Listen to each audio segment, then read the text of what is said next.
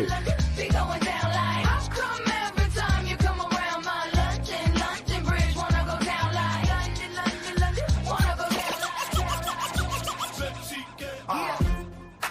Lucky Lefty Podcast, the Nora Boys back in the building.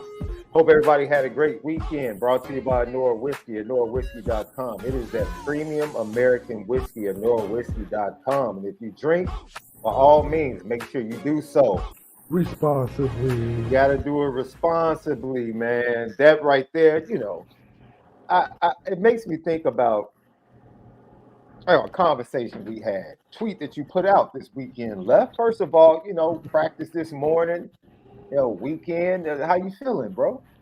Man, I'm feeling good, man. A lot of things go on, and just grateful to see another day and getting after it, man. It's crazy, man. There's so many things that can happen in a short period of time.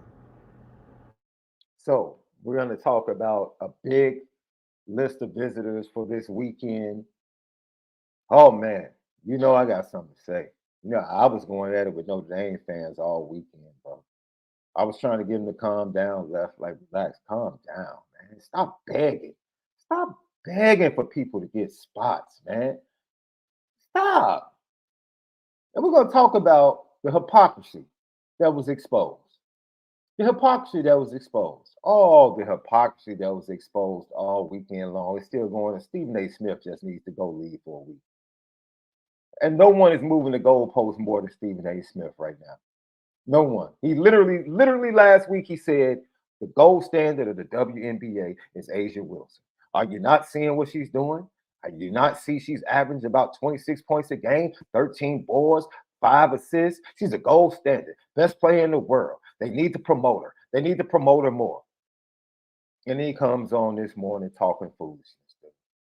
Oh my God, this is a travesty. This is the worst thing ever. You literally just said that the gold standard that needs to be promoted is this girl. What are we talking about? Now you're moving the goalposts for the sake of clicks and to be number one. I'm gonna point out all the hypocrisy, bro. I'm gonna point out the hypocrisy. We're gonna get to it. We're gonna get to it. Then Left is gonna give us, man, this Deuce Knight is showing out, man. You want to talk about somebody that's taking this off season to just show out camp after camp? Just showing off. We posted a throw. It was like fourth and forever. You know, they needed it in that 7-on-7. He throws an absolute rocket into the end zone just with ease. With ease, like it's nothing. And then Left. You hit me up this morning like, yo, are we really looking at 27 kids already? 27, yes, 27 kids are in South Bend today camping. They were in South Bend for the invasion, camping. Yes. No, I can't hear you, Left. No, I can't hear you. Yeah. Try to come back in. Lucky Lefty Podcast. So Left will be back in a second. We're going to talk about all of those things, right? Great situation that Notre Dame has put itself in. And Left has a theory on why Notre Dame, outside of Marcus Freeman, is trending in the way that they're going from a recruiting standpoint. I can't wait for him to share that with you guys. YouTube, make sure you subscribe right now. Make sure you hit that like button. We greatly appreciate it. Leave your comments. We respond to all. Here you go, Left. Yeah, I was saying we wasn't going to make that mistake again, huh? So, of not having the quarterback in the chamber and one on deck and one in the pipe. So, I think it's pretty good to see how advanced recruiting is. I mean, this is getting up there where basketball is. As I mentioned to you before, like they're projecting kids out of eighth grade. So if you're not getting looked at by eighth grade, it's pretty much wraps if you go and get to college. Do you like that for the game, especially coaching at that level? I think so much changes between a freshman to a senior, Mm-hmm. where evaluation changes, coaching status changes, and it makes the recruiting world a little grittier when you're offering younger and younger and younger, especially when they can.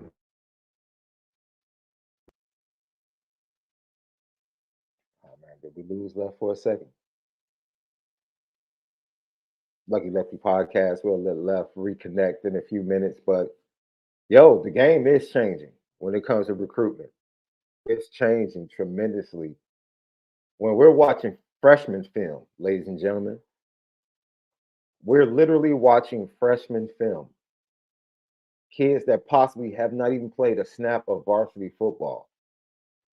And this is what we're doing. This is who we have to cover. Part of the recruiting media. We have to cover freshmen going into their sophomore years because that's where the coverage is starting to happen. I think the recruiting started to get closer and closer. Not in the sense I'm talking about in the middle, right? Of course, you have your elite programs, they're going to recruit better than everybody else. But I do think in the middle, it began to get closer and closer. The gap was getting closer and closer. And so when you have that, you have schools like a Michigan or Notre Dame that might not be the elite of the elite, but they're trying to find ways to get out in front of everybody else. And that becomes a difficult task. And Notre Dame already has certain elements that makes it possibly a little bit more difficult to recruit talent to South Bend. And Notre Dame has to get out ahead. That's why Notre Dame, they're at 20 commits already in the 26th class. I mean, not 26, they're in 20 commits in their 25 class going into the fall. That's what they have to do, Left. Notre Dame is one of those programs that has to jump out front and then retain. That's the word you always use with Notre Dame. Can they retain the players that they get committed? Because moving forward, that's going to be the challenge. Absolutely, it's going to be a challenge for many different reasons, and the biggest reason is because how does that impact your transfer portal intake? Are you setting the transfer portal intake around maybe two or three players a year, trying to accommodate to what you have extrapolated so far out, all the way into 27? So how are you balancing those two? Because in the win now culture, in a playoff situation, guys get hurt, things happen where you might need more of an immediate fix instead of waiting on 2060 to grow up, to sprout, or 27 to come in 2 or 3 or 4 years. So I think there's a process that takes place. Um, and how do you have your checks and balances?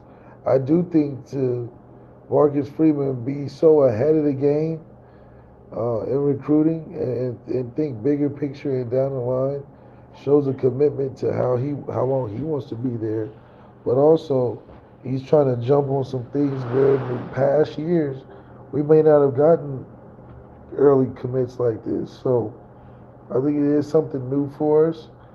Uh, how do we balance that with new players that who know there's no real structure to who jumps in the portal? So it's kind of like there may be a really hot ticket in the portal that may help us. You know what I'm saying? So I don't know. I think it's good to see people want to come to and acknowledge Notre Dame as being destination for X, Y, and Z. But it also is accredited to Marcus Freeman for building that type of culture and building that want to make Notre Dame a relevant player at a time where championships matter. We haven't won since 1988. 88, bro. So for us to be a top five program still at this point without a championship, it means a lot because you're talking about Ohio State, Alabama, Clemson, teams in the decade that have won championships. We're not one of them, but we've always been in the spotlight. So that's still a benefit of being an Notre Dame fan. Uh, man, there's a Malika Andrews debate bubbling in the chat right here, only on the Lucky Lefty podcast. On the count of three, thumbs up, down, thumbs down to Malika Andrews. Left on the count of three. One, two, three. Thumbs down. We'll leave it at that. Lucky Lefty podcast. So let's go on to family business. Family business in South Bend. Nathaniel OWUSU-BOATENG. Now, ladies and gentlemen, let me just set this up for Left and what this means. You saw the picture we put out on our Instagram and our X with LB royalty, Jeremiah Owusu-Koramoah, who accompanied his younger brother on his official visit, and Jalen Smith in South Bend, taking part in the weekend. That was a huge weekend for the Fighting Irish. Left contacted me shortly before the visit started and said this, ladies and gentlemen, I'll let him take it from here. He flat out said, "Hey man, I wouldn't be shocked if he commits." And I said, "Left, you bugging, bro." I said, "You bugging. Come on, man. You bugging, bro. What makes you think?" At the beginning, he said, "Man, look, I'm telling you, man. I'm telling you the buzz. I'm telling you how I'm feeling. Like, man, Notre Dame can seal the deal this weekend. Now that it's over, do you feel the same way, Left?" Yeah, I do think so. Because I think a lot of it comes down to, just the overall legacy of what that means. His brother obviously came to Notre Dame and grew into something that by the end of his time at Notre Dame is seen as a great career path, which is which is taking him to the next level, being prepared for rookie season NFL and even getting to a Pro Bowl. So linebacker specifically, there is a certain track that you take once you join, the likes of Notre Dame at that position, and how, that road to success is pretty paved out. You're a solid linebacker. Your road to success is pretty paved out, thanks to the Owusus, the Jalen Smiths. Those guys. Jared Grace was good too. Just look that credit. So for me, I think it's the easiest choice, but I don't have a sibling. Some people like Peyton and Eli wanted to make their own paths. That's why they went to different schools.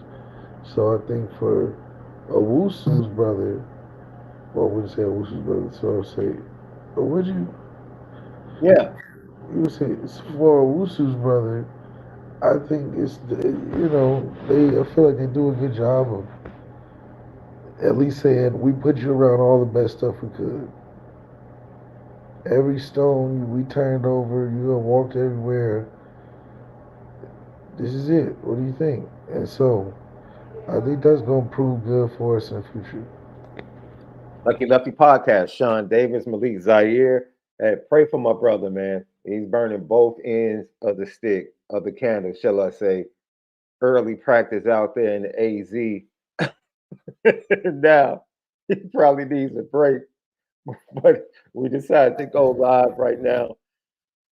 Lucky Lefty podcast, Onora Whiskey, OnoraWhiskey.com, that premium American whiskey, OnoraWhiskey.com. One other visit, MADDEN FARAIMO, big time linebacker talent out of California, very similar player to Kingston and Villamua Asa. And Notre Dame once again knocks it out of the park with this young man. They knock it out of the park. This could be possibly the best linebacking class that Notre Dame has put together since Marcus Freeman took over as the head coach. And that is extending the legacy. You talking about Manti Te'o. Talking about Tavon Coney. You talking about Drew Tranquil. You talking about Jalen Smith. Niles Morgan. What? Come on, man.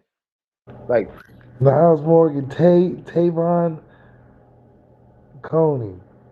You got Drew Tranquil in there. Well, I guess you could consider Drew because he's a linebacker now, right? and Drew is man. You darn right. I mean, he's a Super Bowl champion linebacker. Matter of fact, just signed a nice, healthy Nice little extension. upgrade. Yeah. Yeah, Drew made out real nice. Notre Dame's linebacker. Do you think the LB position at Notre Dame has been underrated? That's a good LL Very much question of so. the day. Well, technically, we can't say that because Manti put it out in front of the world. Yeah, I just don't think most people consider the success of the linebacker position at Notre Dame the way they should.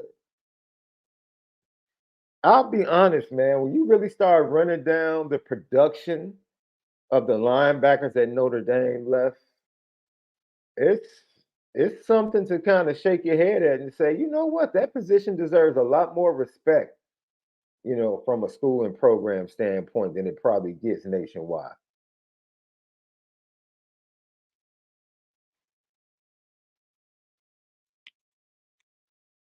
I can't hear you anymore.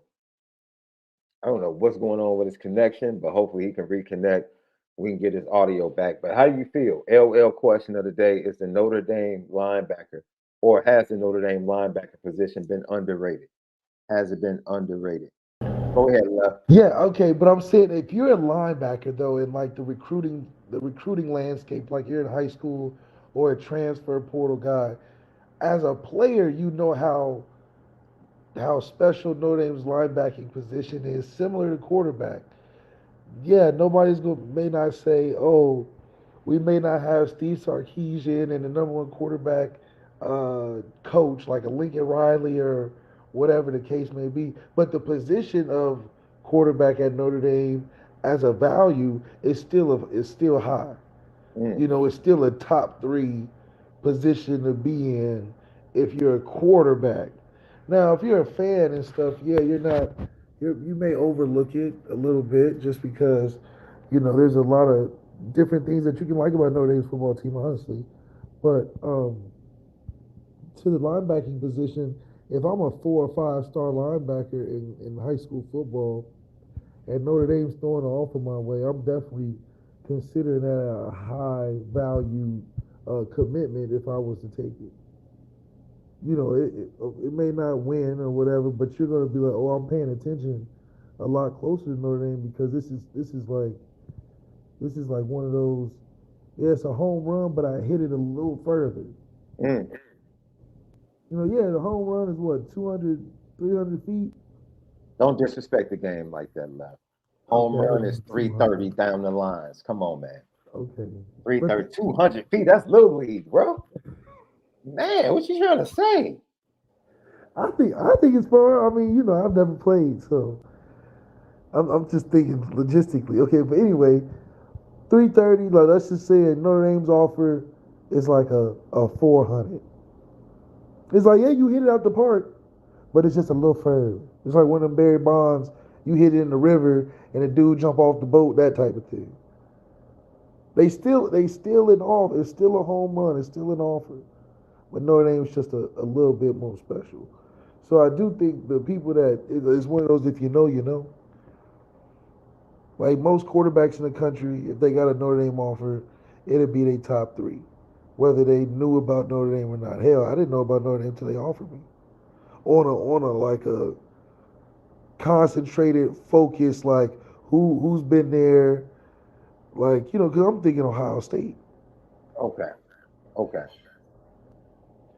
and I meant focus like I don't know the last time y'all won a championship, like like the stuff that Notre Dame fan would be interested in. Like I wasn't watching and tuning in every night because I didn't understand the significance at that time. Ohio State was the deal. Troy Smith, AJ Hawk, Ted Ginn, hell, Marcus Freeman. Look. Since Marcus Freeman in there.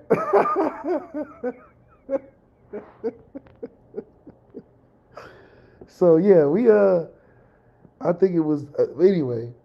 The if you know, you know.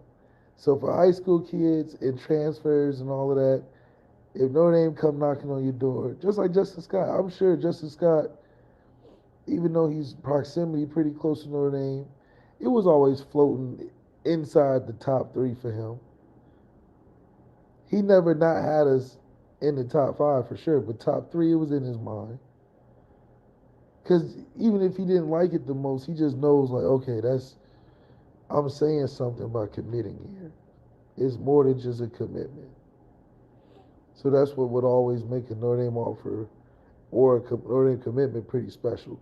So for a guy that's seen literally his brother do it, paved the way. Marcus Freeman and what's our linebacker coach name? Max Bullock in there. This is like a family affair at this point. So I think the path is more laid out for Owusu than any other place he can go, in my opinion. I think Marcus Freeman just like, look, I'm gonna just put on your brother's tape right here. What we doing? This was the layup, in my opinion, of the class, or one of the layups. I think they've had several layups. But Layups heck, in terms of value of stars and all that, right? we thought Justin Scott was a layup initially, right? Because of But the this proximity. is bigger than that though. But this is bigger. First of all, let's real. He's an IMG kid now, but he's a DMV kid. Come on, he's a DeMatha kid. When's the last Yeah. time Notre Dame got somebody from DeMatha for football? They got plenty of kids from DeMatha because Mike Bray graduated from DeMatha. Oh, okay. So yeah, So we gonna get basketball more. wise, they had an inroad to Basketball, we DeMatha. had Jared Grant, all the Yes, Grants, pretty yes. much. So they definitely had an inroad to DeMatha from basketball, but not football.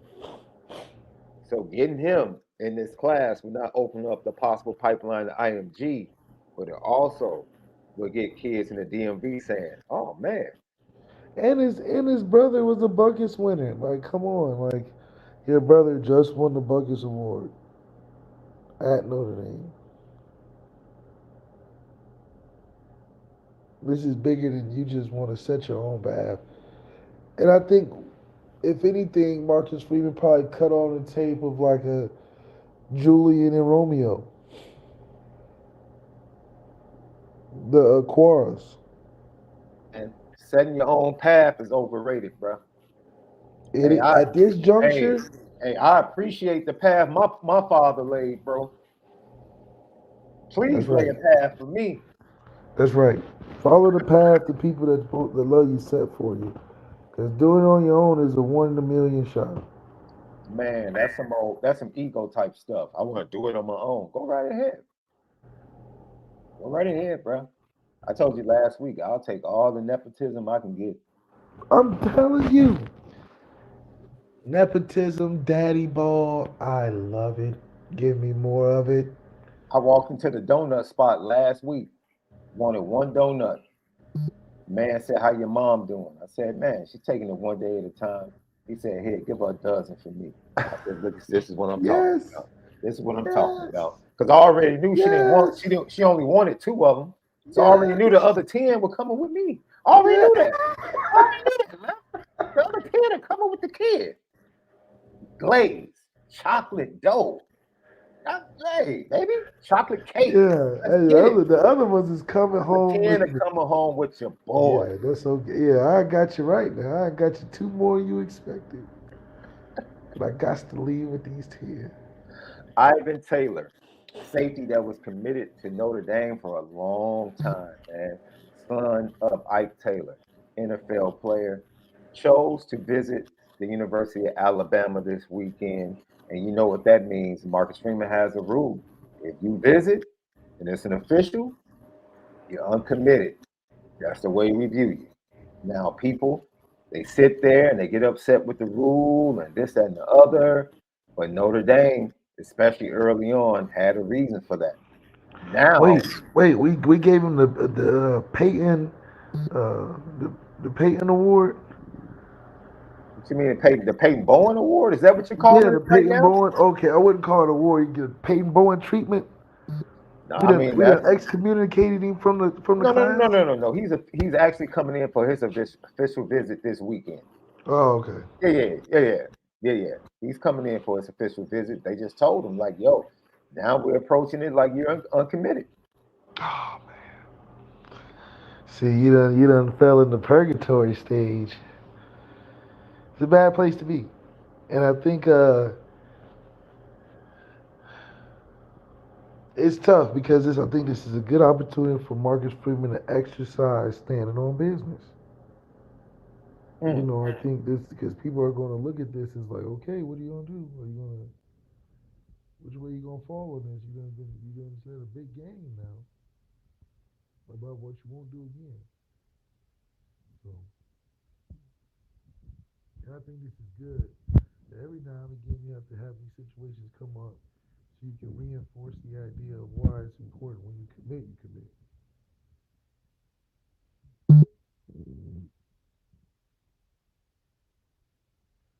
Alabama still has that effect of pulling kids. That's crazy.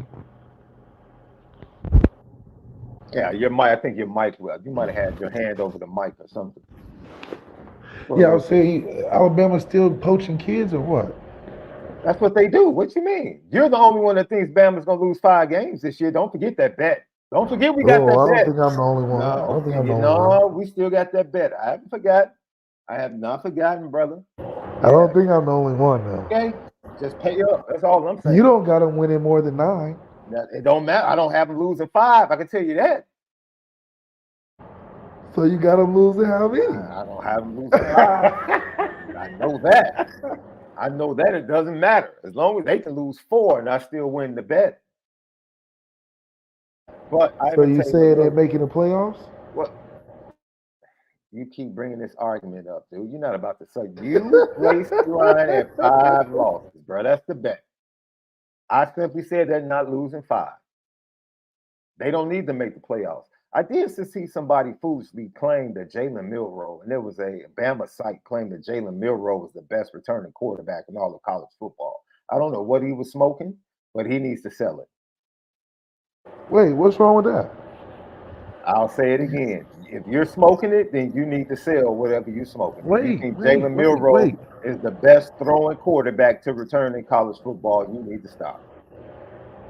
Who's returning to college football that's better than Jalen Milroe? So we're about to do this right now. There's at least 3 quarterbacks at Notre Dame that throw the ball better than Jalen Milroe. You need to quit. Who is the best returning quarterback? There are 3 quarterbacks currently on the Notre Dame roster that throw the pill better than Jalen Milroe. What are we talking about? We're not answering the question. What are we talking about? We can exclude Notre Dame. Who else? Dylan Gabriel is a better thrower of the football than Jalen Milroe. Who?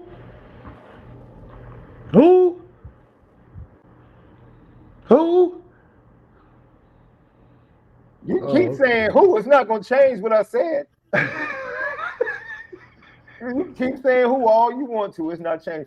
Dude, I would take Cade. No, I wouldn't. I was about to say Cade Klubnik, but I had to stop myself. See? I was about to do too much. I was.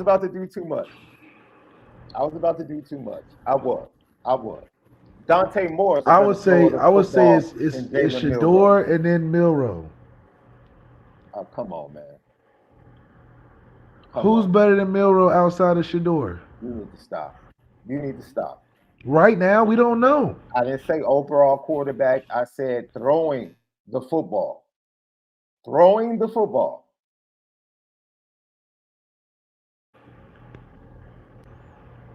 He's top 5. Because you got to throw. Now you bump him down to top 5. Yeah, because you got to throw Quint Ewers in there, so he's probably 3. Oh, you got to throw the kid from Arizona in there, like John Massey said, the Fafita kid. Fafita? Are you kidding me, Left? You said he's better than Houston? No. Left, we're not doing this. Left, please tell me we're not doing this today. Come on, man. We're not in one game. Left. You're taking Milroe over Milroe? Absolutely, if we're throwing the ball. If we have to throw the rock to win, yes, I'm taking him. Fafita's receivers make him look better. Here we go. Show me a receiver that Milroe made look better. What does that even mean? Yeah, I'm just asking you, who has he elevated in the passing game? It's the same stuff you put on Riley Leonard. The same argument. What has Jalen Milroe proved in the passing game? Show me the game. Show me the game where he had to pass the ball and won. Oh, Auburn game, easy. Did you just say Auburn? Yeah. Did you just say Auburn? Really? Game-winning walk-off touchdown from the 50. Didn't Auburn lost to like the Raging Cajuns at the crib, didn't they? Whoa. Why you including other teams? Because the same argument applies, in my opinion. The same argument that you apply to Riley Leonard applies to Jalen Milroe. Whoa. As in what? What walk-off touchdown Riley Leonard have? They haven't proven themselves against elite teams passing the football. What are you talking about? That's the same argument you put on Riley Leonard.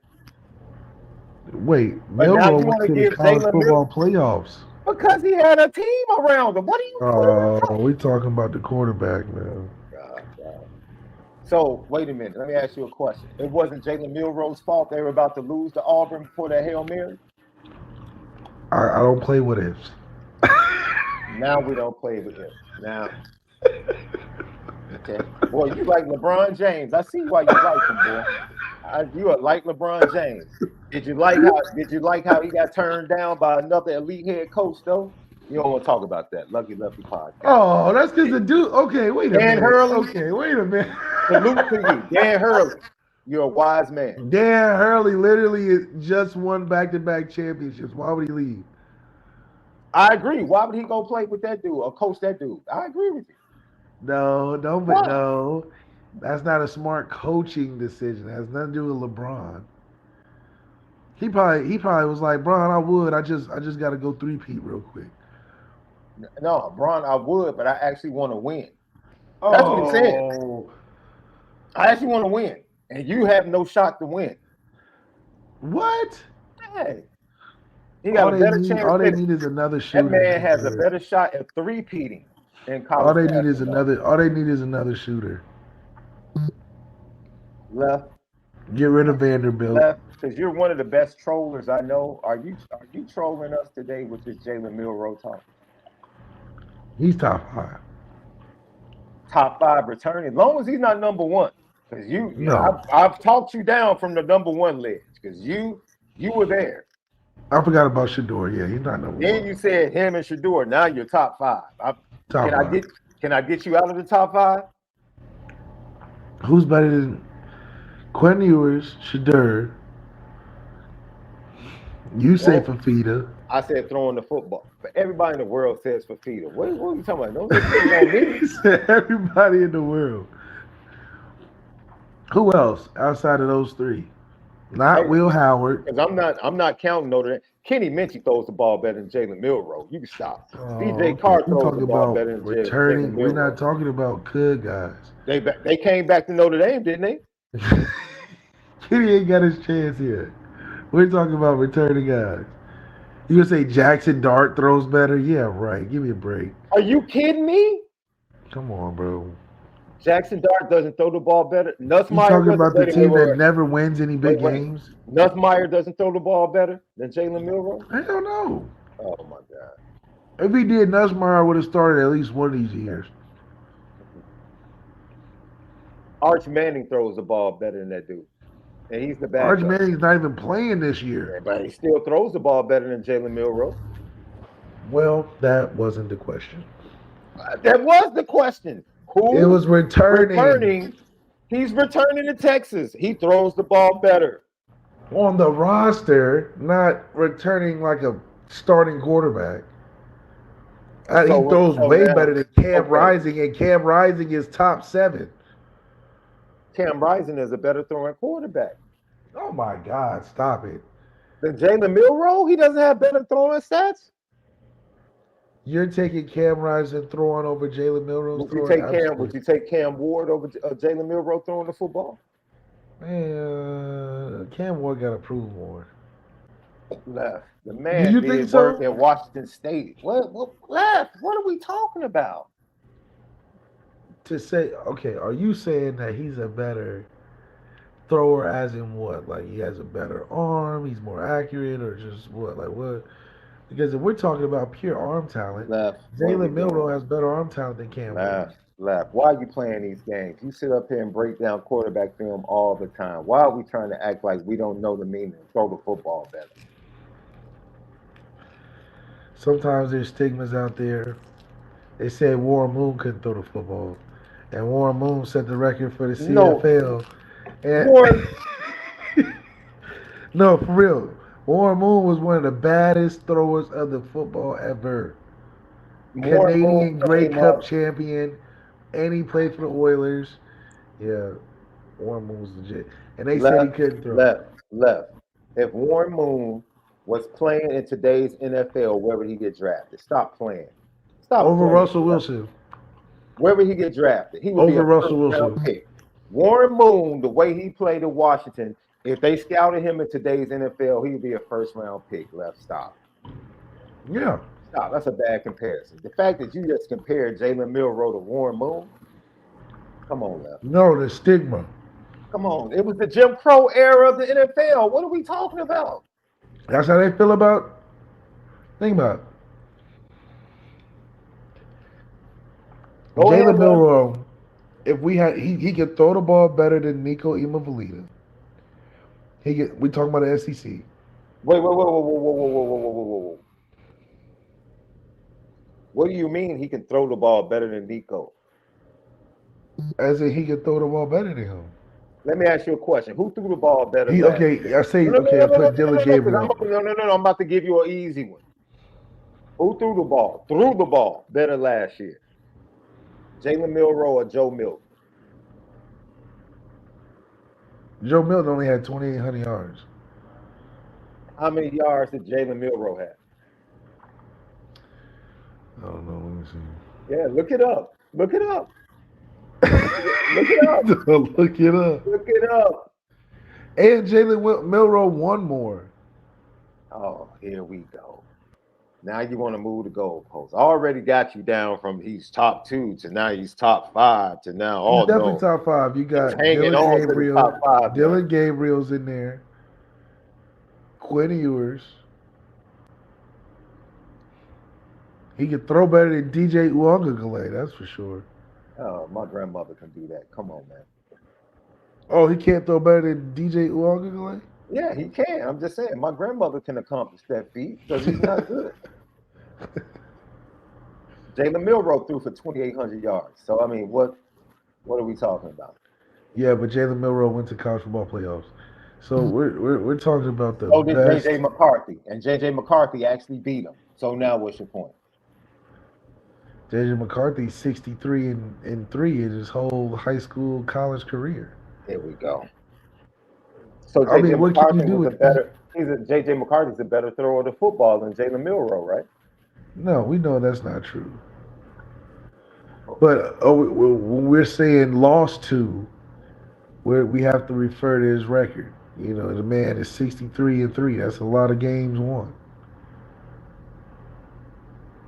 But just quarterback for quarterback, we know that Jalen Milroe's a better thrower. I'm done with this argument. Lucky Lefty podcast, man. Back to what we were talking about.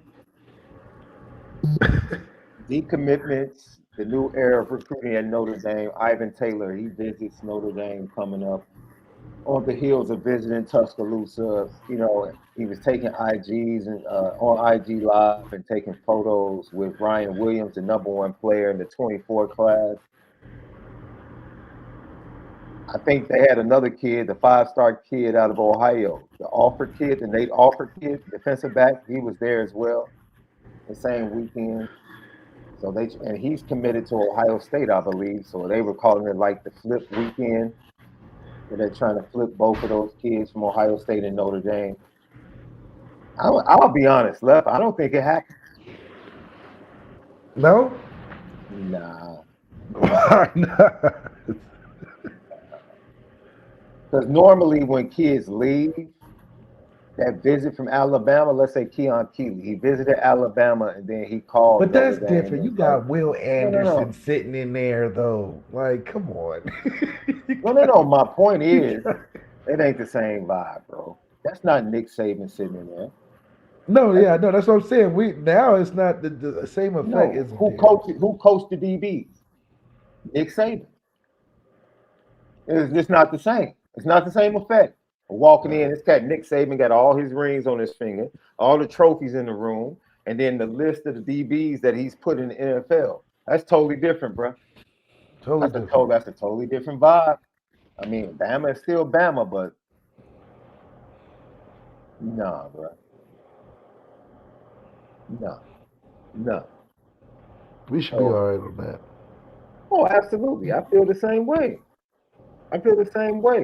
But do you feel like that rule needs to be adjusted? You've always felt like it was a kind of a questionable rule that Notre Dame had concerning official visits that commits wanted to take.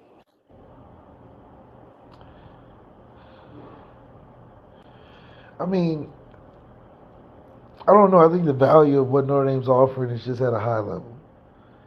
And so it just changes the circumstance of what these visits could mean for players that are maybe interested in other schools, just because one, what can you really get more than what Notre Dame's offering you Mm-hmm. outside of it being just straight cash?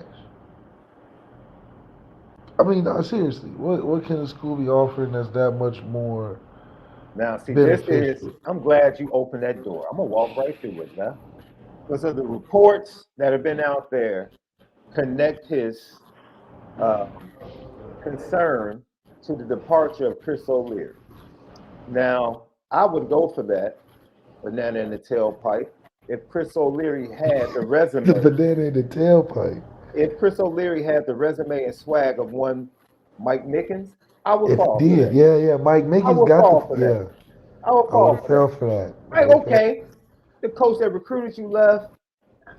All right, I understand. That's To yeah. retain a Xavier Watts Nagurski Award winner and a first round corner that projected, and you retain that for both of them for the next year, something's up with that coach.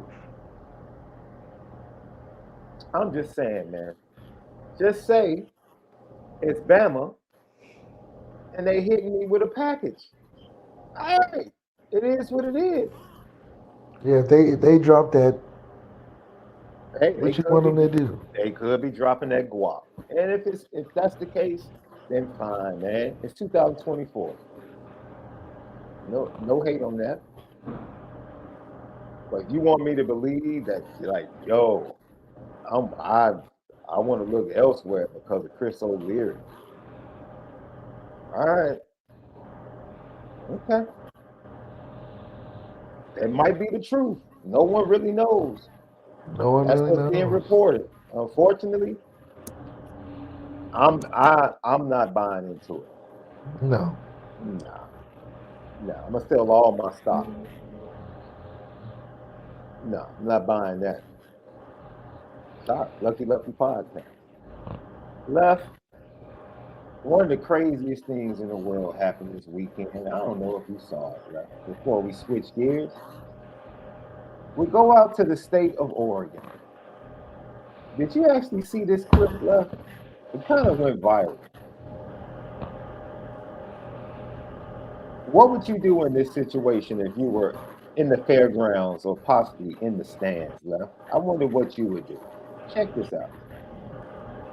I know I'm free, and I won't forget the men who died.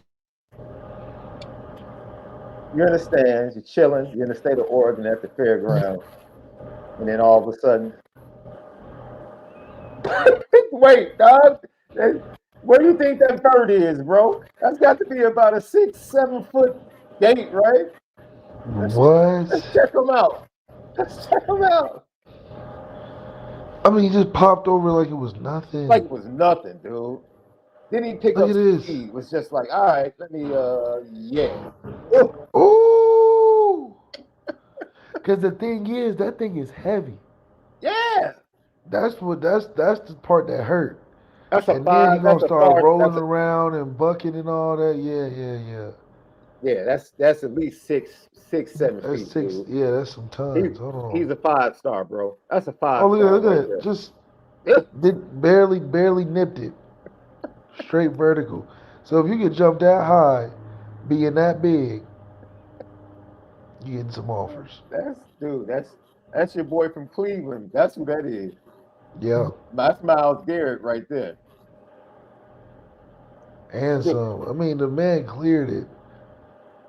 Crowd surfed.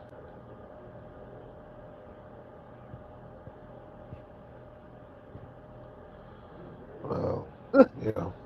hey That's why I man. don't go to stuff like that. That's just a little out of my So he actually got wheelhouse of adventure. the arena was one thing on the state fairgrounds out there in Oregon. He actually got out into the fairgrounds. People were running everywhere as he was Oh running hell no! rampant. Oh hell no! Oh hell no! Yo, he actually injured 4 people, dude. Well, He yeah. I hoard mean, when he's he in the hoarded a open like couple of that, now people. you're in trouble. Yeah. Cause now, you gotta have a head on the swivel. He got a couple of people left.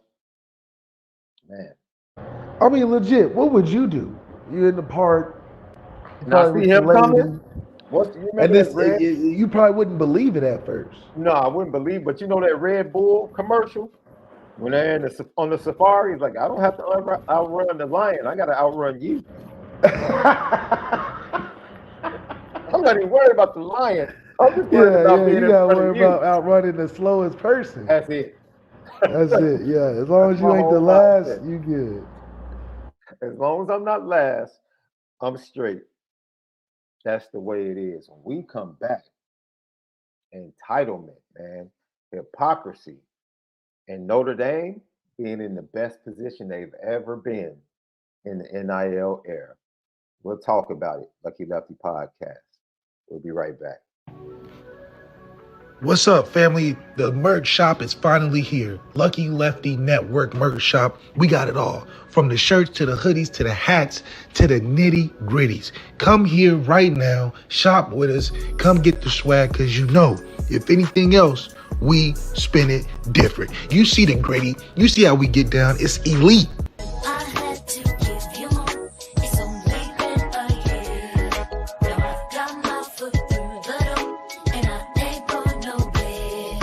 It took a while to get me here, and I'm gonna take my time. Don't fight that good in your ear.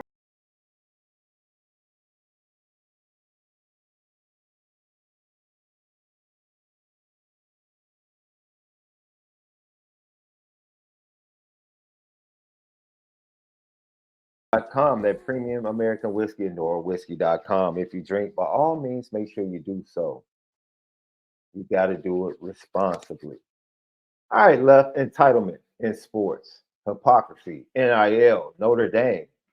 Let me tell you something, man. The NIL landscape, and we have to give a kudos and shout out because we have, during certain times of the year or the past year or so,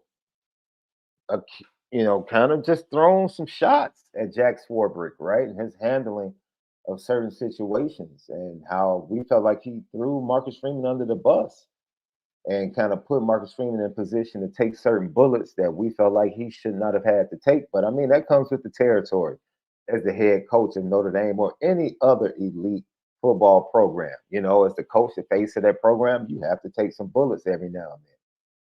So as we talk about this, it's important to realize that we have covered nepotism at Notre Dame, the NFL bloodlines we continue to see in recruiting with their with their children committing to Notre Dame, becoming a part of the program.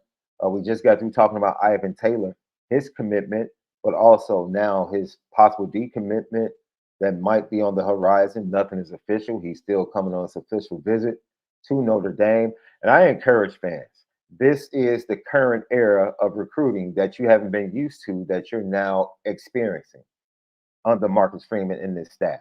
Nothing changes for Notre Dame concerning Ivan Taylor, in my opinion. Absolutely nothing changes.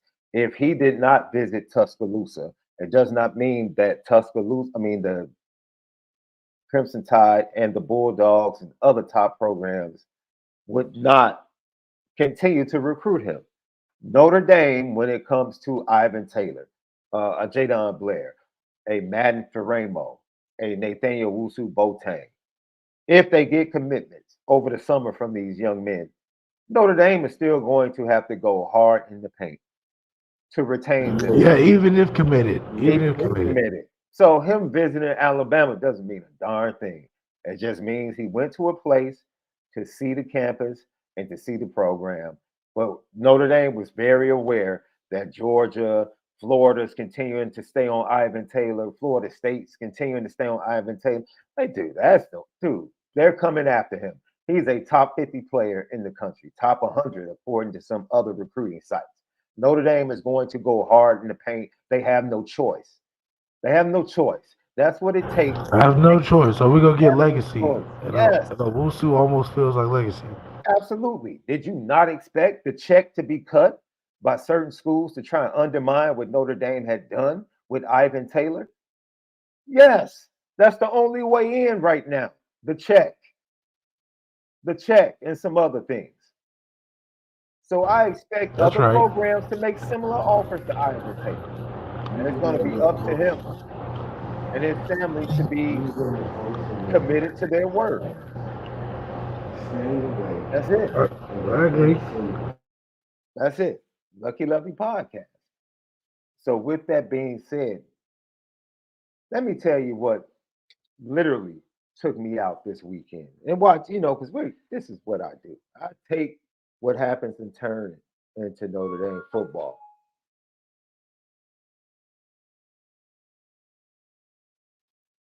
So look here, Left. There was a certain young lady that was considered a snub when she was left off the women's basketball Olympic roster. Okay. And everybody was in the uproar, right? Okay. My stance is I could care less either way. I care less Right. either way. But stop calling it a snub, right?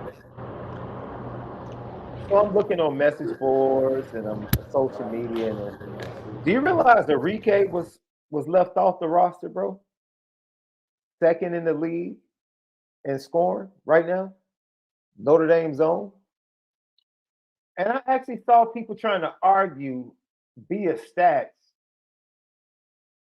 that Caitlyn Clark should have been on in front of Enrique. Yeah, that's when they start. That's when they start talking about they don't know basketball. It's gotta be something bigger than this. And so I'll let the chat say what they have to say and give their opinions.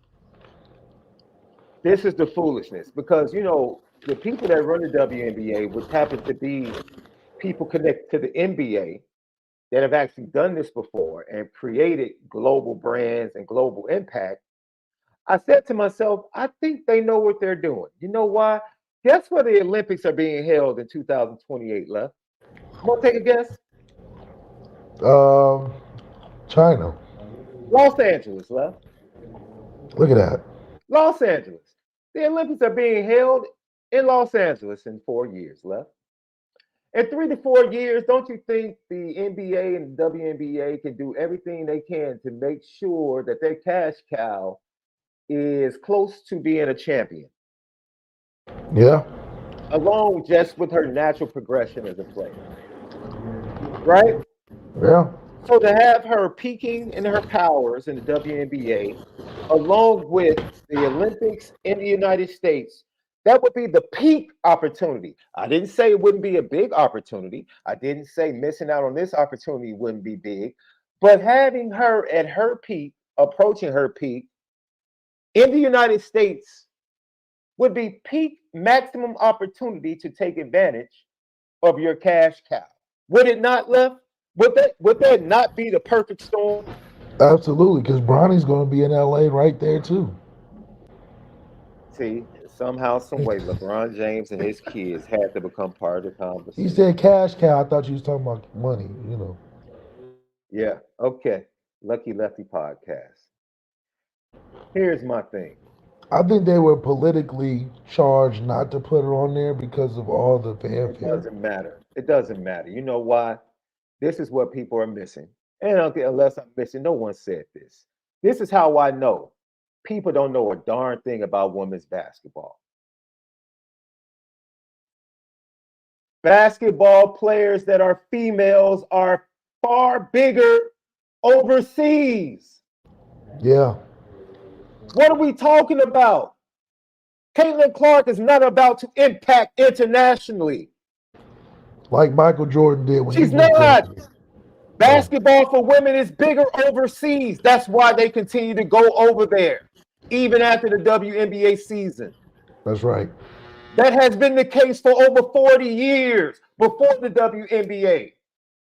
So where is this mass appeal to the international world that Caitlyn Clark is going to explode women's basketball internationally? What? It's already bigger internationally. What are we talking about? The international market for women has always been bigger. I don't want to. This is why the argument just falls on deaf ears. What are we talking about? And she's not a global brand yet. She's not. She's a U.S. brand. I'll take it a further, Left. Because see, people don't want to hear this, but I'm going to go ahead and speak the truth. She's not even a Chicago brand, Left. And the girls that hoop in the city of Chicago ain't checking for Caitlyn Clark. Damn. They love Derrick Rose. They love Michael Jordan. They don't love Caitlyn in Chicago? They hoop with boys all summer. That's been the culture of Chicago hoops all the time. What are you talking about? They got Kim Williams, Candace Parker, Cappy Pondester, the history of legends in the city of Chicago. Man, they not moved by Caitlyn Clark. Chicago is hoops. Maybe the suburban girls are moved by Caitlyn Clark. Caitlyn Clark ain't moving the needle in Chicago in the inner city. She's not. She ain't getting no respect. I didn't say they didn't respect her. She's not getting girls in the inner city to hoop. She's not getting girls in the inner city that have been going to Chicago Sky games when they were bad for years. She's not getting them into the stadium.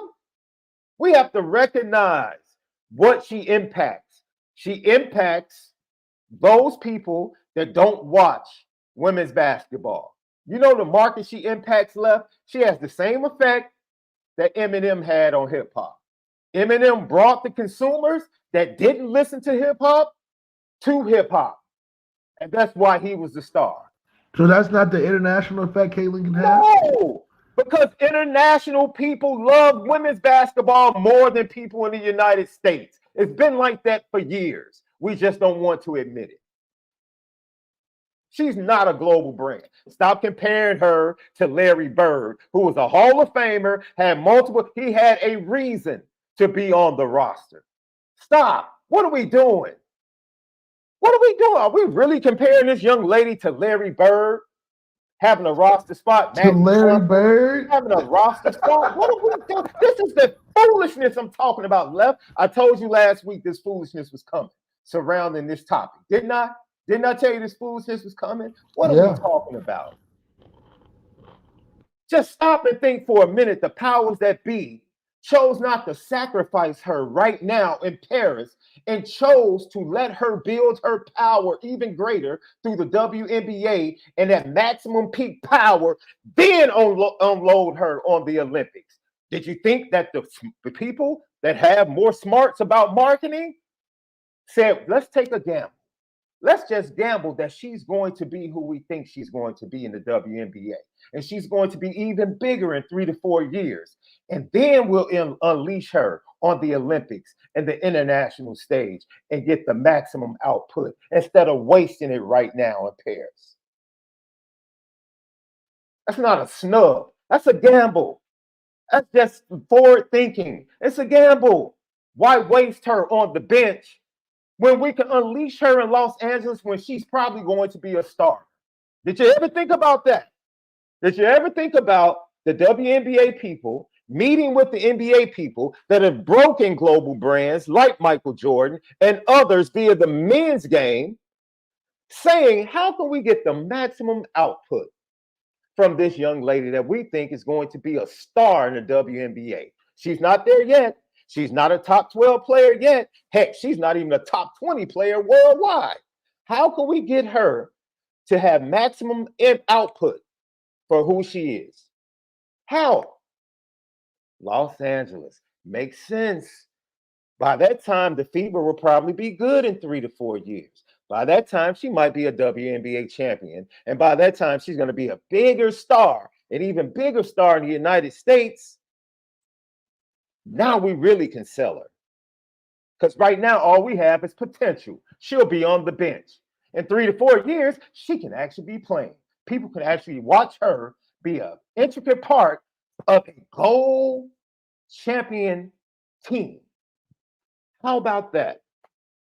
How about that? So let's take the gamble. Let's not waste her right now. Let's use her to blow up the WNBA All-Star Weekend, because she's going to be on the WNBA All-Star team. How about we use her right now to blow the WNBA up before we unleash her internationally?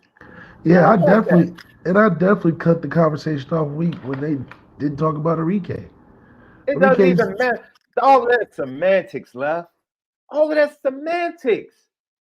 The point is, it's a gamble that they're willing to take to say we're going to put our money into growing the game in the United States because that's what's needed, because the international game for women doesn't need that right now because women are bigger internationally already. How about let's grow the game domestically through the WNBA? Like I said, and I'll continue to say it. There's a certain demographic that doesn't care about women's basketball. I don't care. People watch Caitlyn Clark games and then they go back to their regularly scheduled programming, dude. And you know the demographic. Everybody knows the demographic I'm talking about. Males in the United States are not checking for the WNBA. They're not. And they haven't been. And they're making it worse with this foolishness. The heck out of here. What are we talking about? Out here false flagging like we really care about the growth of the WNBA. If you really cared, you would have been watching before she got here. You don't. All you care about is when she plays, and when she plays, you don't go to the games. You don't go to the games. She comes to the stadium near you, you go, it's 20,000, and the very next game is right back down to 8-10,000. The very next game. You don't care. Next game. You don't care. Just tell the truth. You don't care about the women's game. You think it's boring. You think it's slow. You don't think they're athletic enough. You don't tune in. That's fine. If you like her, say you like her. But don't put it on the growth of the women's game because you don't give a darn about the growth of the women's game. You don't. You don't. That's the truth of the matter. You don't. The people that have been watching, the people that are honest enough to tell you, like Gino Oriema, who did a great interview with Dan Patrick that told the truth, she's not a top 20 player worldwide. He flat out said it. You're going to see 2 to 3 players on each team at the Olympics with players that are better than her right now. The best player on just about the top 8 teams internationally are better than Caitlyn Clark right now. Really? But you know who wouldn't know that? People that don't watch the game. People that don't pay attention to Olympic play. China has a shooting guard that's cold as hell. Cold as hell. Nobody knows about it. She'll kill Caitlyn Clark right now. You said nobody knows about it. Nobody knows because they don't care. They didn't watch her in the last Olympics. They didn't watch her. They didn't care to watch her. And she was cooking, huh? Australia has constantly put out Lauren Jackson's, Liz Cambridge. Consistently. And they're probably going to have somebody else that's cold as hell. No one cares because they don't care to watch. She's not a top 20 player worldwide. Why would you waste that right now? Why? Let her become top 10. Let her become top 5. Let in the her WNBA. Yes, let her be on the verge of being at the mountaintop in the WNBA and then unleash that on the world. Yeah, like Edwards got to wait. That's it. That's the only thing that matters, dude. And when people, you're missing a marketing opportunity. What's better than her being better as a player and a bigger star when Los Angeles rolls around? What's bigger than that? What's bigger than that? Nothing. You really think NBC wasn't part of these conversations? NBC is mad. Are you kidding me? Look, you know how this works. Do you really think NBC didn't have a discussion with the WNBA and the NBA? Oh, they definitely did. They absolutely did. They absolutely did. Nobody's coming into this blindly. This discussion started the moment she graduated from Iowa.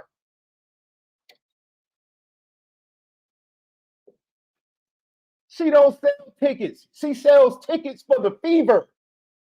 She ain't selling tickets for the Chicago Sky. Yeah, she ain't bringing the crowd to Chicago. She sells tickets for who? For who? Because she's not growing. The attendance is not growing league-wide because it's still empty stadiums for the Washington Mystics. They had one good game. That's when she came. That's it. What about the rest of the games? The same people that came to see Caitlyn Clark, where are they in the next game? Don't tell me it's impacting the growth of the game. It's not. It's not. People come to see her, and then they don't give a darn about the women's league the next week, the next day. They don't care. That's growing the game, or is that growing her brand? Which one is it? Which one is it, Left? That's right. Now, this is where college football, Notre Dame, and hypocrisy comes in. To put her on the roster right now will be entitlement because her play has not earned it. Her play has not earned to be one of the best 12 in the world or the best 12 in the United States. Hasn't. I don't think anybody with common sense would even debate that. I don't think anybody with common sense that pays attention to the WNBA would say she's a top 12 talent in the WNBA. No one would say that right now. I don't think so. No one would say that. No one. So it would be entitlement and strictly marketing for her to be on the roster. It would have absolutely nothing to do with play. She hasn't earned anything. Hasn't earned a thing. Hasn't earned that spot. That's entitlement. The last time I checked, you get something, you haven't earned it, that's entitlement. That is entitlement. Left, it's amazing to me some of the same people that might even be Notre Dame fans that are willing for entitlement to show up for her are some of the same people that don't want entitlement to be given to high school players in the form of NIL, Left. That's crazy. Look at the hypocrisy, Left.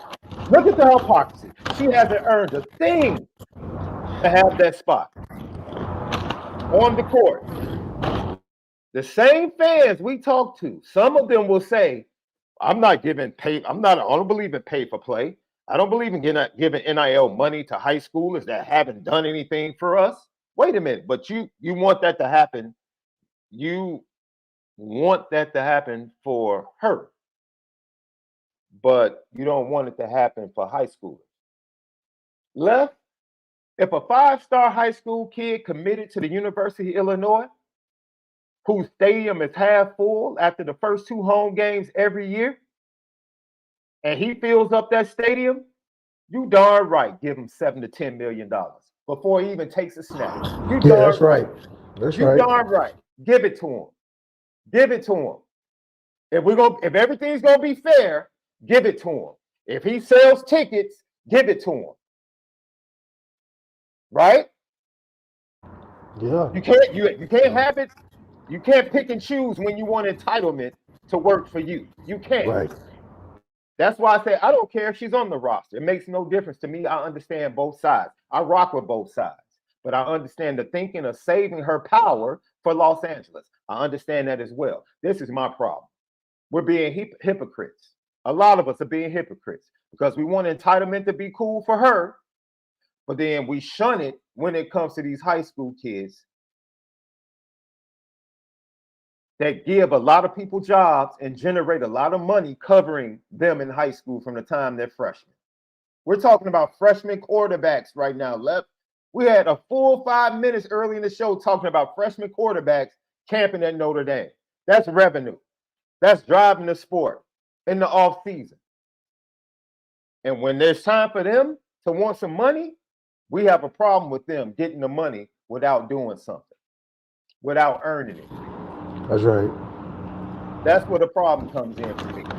I care less. Please put her. I expected her to be on the roster. I'll keep it a buck. I'll keep it a buck. Me personally, I would put her on the roster. I would. It would have hurt for her to be on the roster and Enrique not to make the roster, but I would have put her on the roster. Because I feel like it would have been a good fit. That's me personally. But people that feel like she shouldn't be on the roster, I have no problem with that. They have great points. Because this wasn't a snub. It wasn't in my opinion, this is a well thought out decision made by women's basketball. Period. all that other stuff, the nuances and the outlier stuff about players on the team being jealous, all of that, man, nobody cares about that. NBC didn't care about that. The women's, dude, this was a business decision that all parties didn't just get together over this past weekend to make a decision. This has been ongoing for months. You can guarantee that at the highest levels. That's right. If you know the way the business works, this has been an ongoing discussion. And Way I long guarantee discussion. you, all parties involved were in the boardroom together or on that Zoom link together. That's right. Guaranteed. So this being portrayed like this was just a rash decision and a missed opportunity, man, stop. Stop. They are doing their best. NBA, WNBA are trying their best to set this young lady up for success. Yeah, they really like trying to put her in the forefront. Thank you. They are trying to set her up for maximum output. Maximum.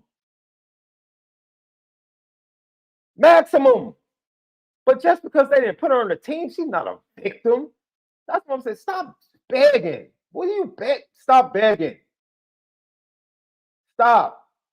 She has done nothing on the court to deserve to be on the team. And if they don't want entitlement to be part of that, and they want to take a gamble on unleashing her at her peak value, Left, you buy a home.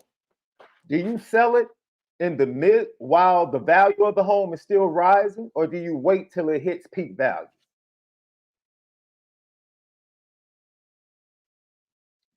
You sell it at peak value. It's common sense. It's common business sense. So why are we sitting here talking about business and entitlement, but then trying to get on the WNBA for not trying to maximize what they have? She is a growing stock. Yep. The value is still growing, but we want them to sell right now. No. Can't put her out there too early. You read the market and you sell for your maximum return. It's simple, people. It's not hate. It's not jealousy. It's not hate. It's not anything else. It's not snubbing. It's not missed opportunity. It's understanding business and understanding marketing and not selling or exposing what you have way before it's reached its peak value. It's really simple. It really is. And all this foolish stuff that's really in the hearts of people. It's just giving you an opportunity to really say what's in your heart. And the truth of the matter is, you don't give a darn about women's basketball. You don't. You never have. That's this right. country never has.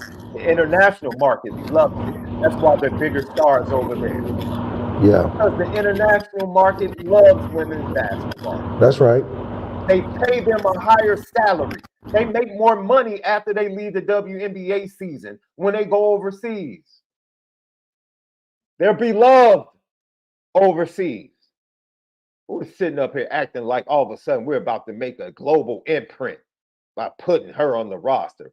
So what are you talking about? We're the country that doesn't like women's basketball. Us. We're the problem. And we're trying to put it off on everybody else. No. Go to a local game where Caitlyn Clark isn't playing. How about that? How about that? If you're so concerned with the growth of the game, then get up and go to the game when the Indiana Fever are not playing your local team. How about that? How about that?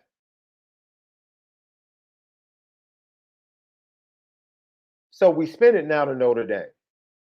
Are you cool with entitlement in sports?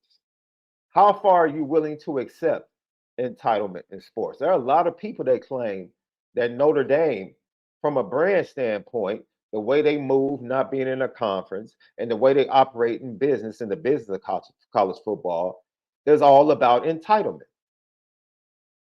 So as we further this conversation with entitlement in sports, as a Notre Dame fan, I really want to know how you guys feel about entitlement in sports and when it comes to the Notre Dame brand and how the Notre Dame brand is viewed outside of South Bend and the fan base. Notre Dame is definitely labeled as Legacy U. I mean, hey, you went to the league, Brian Young, bring your son Young. Hey, Ryan Clark, you need a fresh restart for your son, second chance at life. Come to Legacy U. Because we know how to match the expectation of a legacy's kid's football player's kid. We know how to match that. We know how to surround him with the right resources and the right people for him to take advantage of the knowledge you passed on. That's why we're legacy. It's a different way of doing it. That's our way of bringing out the potential in the 5 stars that have 5-star parents. You know, like Jerome Bettis' son may be a 3-star right now, but because of Jerome Bettis' son and that genetic and that all that information traveled to it, we're gonna unlock it at Notre Dame. We did it with Corey Robinson. Yeah. Corey Robinson has 0 stars before Notre Dame offered. 0. And Corey Man, became a household name. he was unranked. Yeah, Corey was playing with the, with kids that was like, I mean, he's dunking on prep 5'3", prep school. He went to a prep private 5'3" school, yeah. corners, but he's out there making athletes. It was just like a shot in the dark that ended up working out. But hey, he's a legacy. I'll never forget. Coach Martin said, "It's David Robinson's son. Of course, we had to give him a look." He said, "I can't watch his tape. His tape is his tape is like him playing club football. But it's David Robinson's son. I'm going to give him a look." Mm-hmm. And lo and behold, he became the Corey Robinson we know today. Man, look, I'll say this. There are certain programs. See, we talk about nepotism and entitlement. Don't hate the game, hate the players, right? That's something we've heard growing up. The game is a game, man. I think when we watch people like Notre Dame, Texas, Texas, Michigan, Notre Dame, that are the elite of the elite, the blue bloods of college football, and people get upset because they have some sense of control in the boardroom. What are you really upset about? Are you upset that they have that much power? Are you upset that they have gained that much power and influence? Are you upset because you don't have that much influence and power? Which is another part of this conversation that has absolutely nothing to do with the business decision that has been made concerning Caitlyn Clark. Those are 2 separate discussions left. 2 separate discussions. People hate them. Notre Dame doesn't need to join your conference because financially they don't need you. You can call them entitled. You can call them out of their name.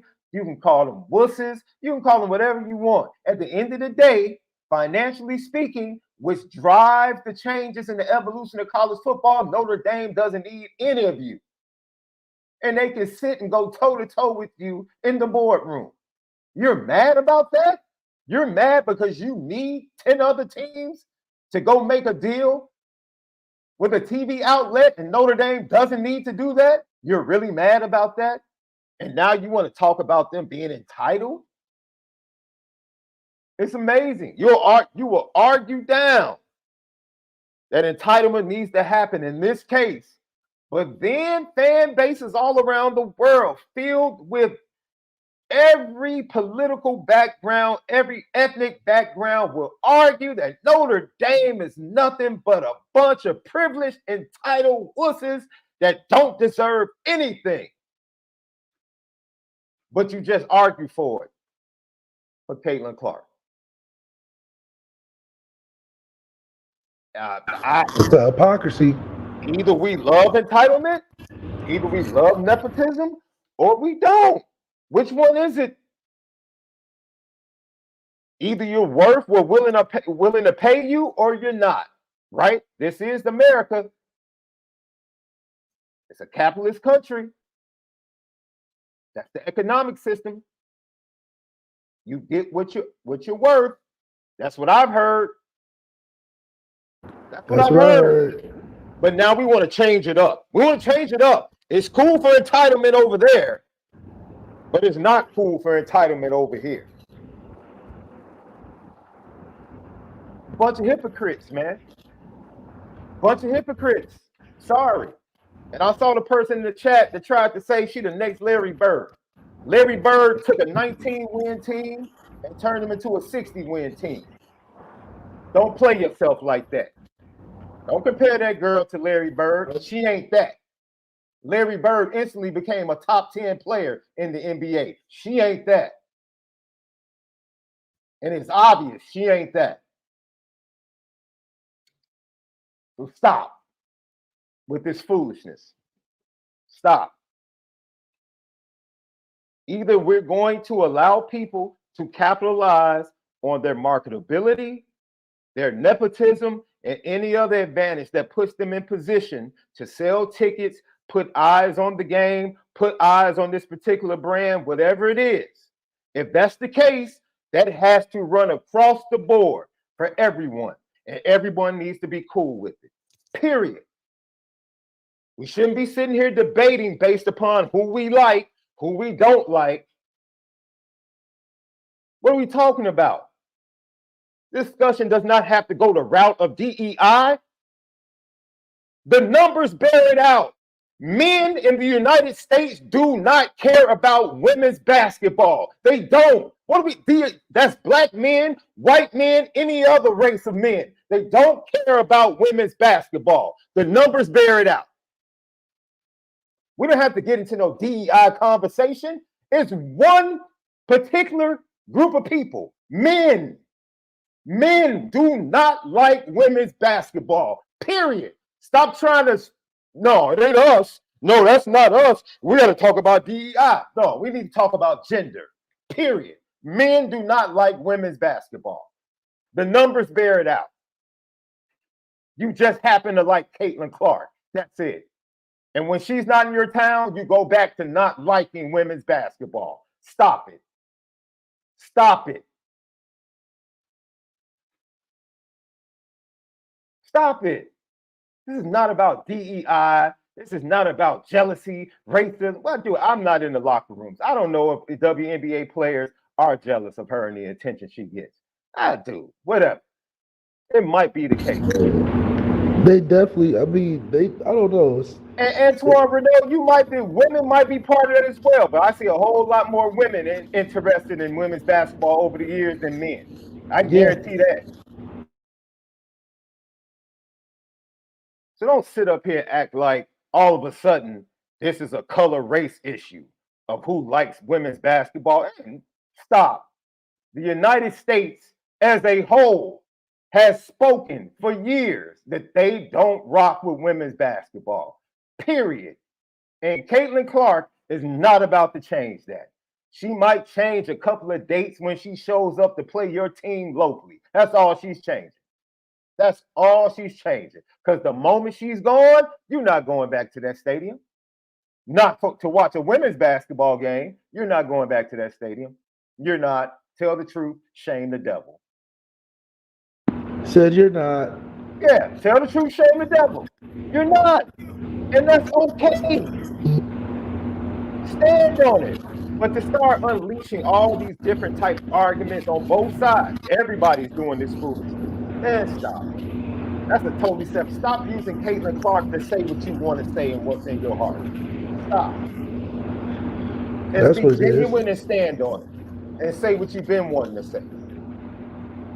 Don't use Caitlyn Clark as the scapegoat to speak what you feel socially, economically, and politically. Stop. Don't do that. Because that's unfair to her. Because it's real simple. You buy a stock, you let it mature, and then you unleash it and sell it for its maximum value. That's 2028, and she's going to be a better player. She's going to be at the top of the WNBA mountain, and Olympics are going to be in the United States. It's real simple, ladies and gentlemen. It's not that hard. It's not that hard. It's not that hard. Don't fall for the banana in the tailpipe.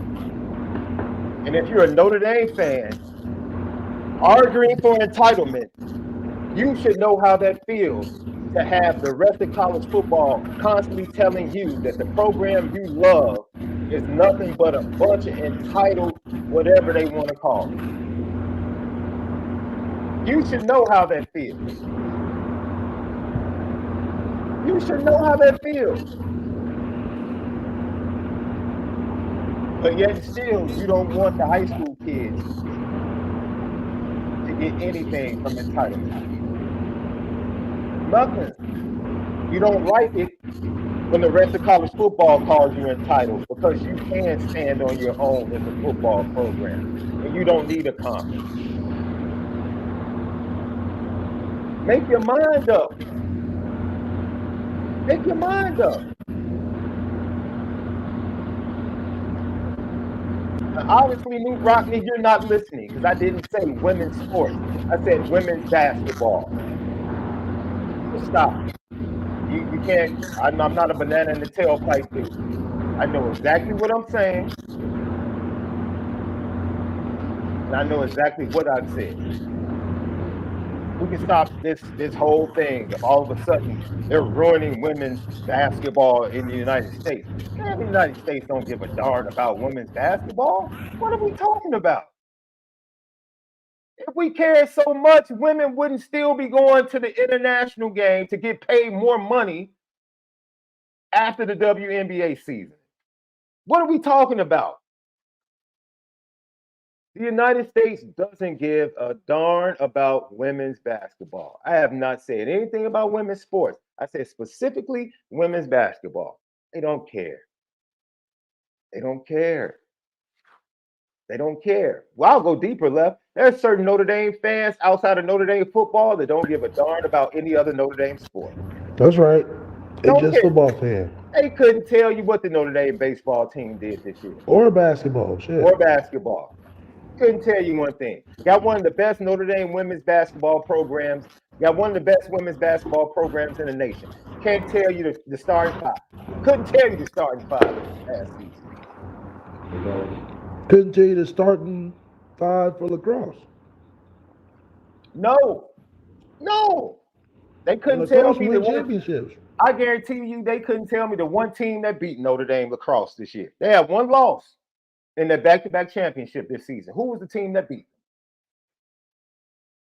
Who was the team that beat them? Who? North Carolina? Nah. No. And that's okay. If that's who you are, that's who you are. Nothing to feel bad about. That's a lot of things to choose from in life, man.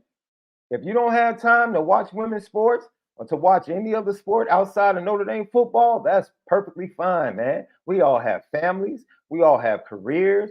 We all have dreams and other things we're pursuing. Man, that's a lot. It's a lot of options in this world. In the WNBA, as we get more options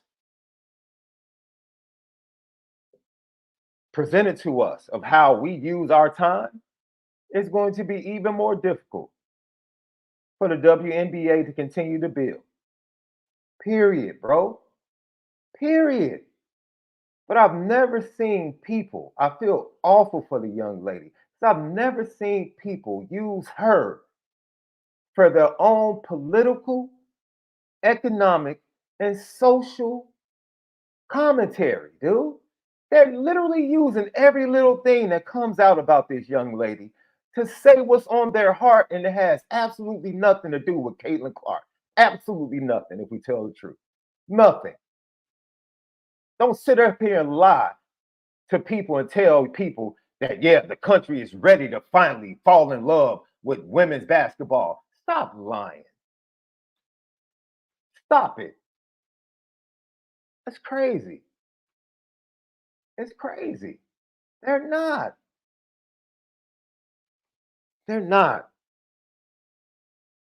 And I'm right there with you, Newt Rockney. I think I had some toast, man. I can't remember what I had for breakfast either. Left is an emotional wreck now as he gets older.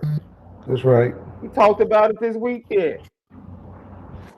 Like as I get older, man, I just find myself just being emotional. Man, life.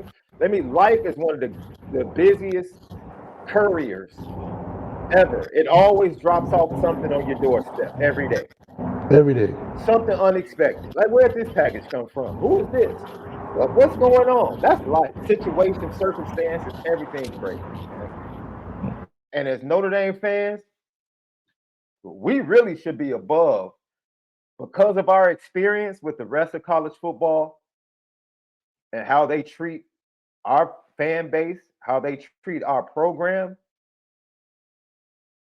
from dropping the stars on players that commit to Notre Dame from the time they become players and don't promote them nationally, don't talk about them on the biggest platforms and biggest programs. Everything you go through and experience as a Notre Dame fan that you know to be true,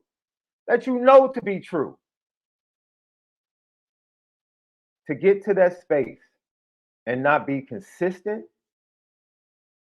when people view you as the entitled program, the entitled school, the entitled fan base, and to know what that feels like, and then to turn around and put that on high school players that are trying to get their maximum value from what they've earned on the football field.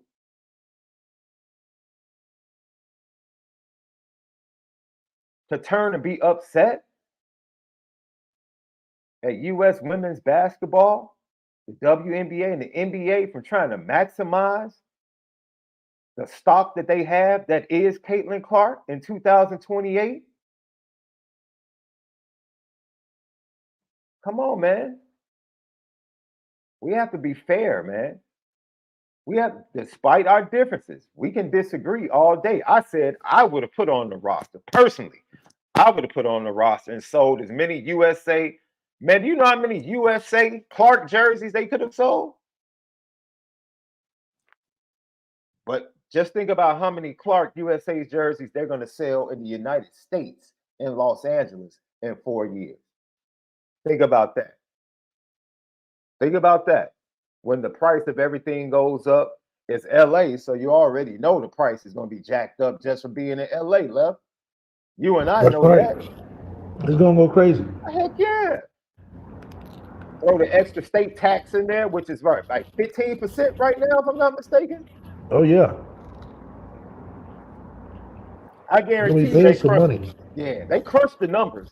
They crunched the numbers on what they would lose compared to what they're going to get with everything being in the homeland in 4 years. Oh, they crunched the numbers, and they were willing to take the risk. No different than Notre Dame. Cash cow. Every 10 years, Notre Dame is willing to take the risk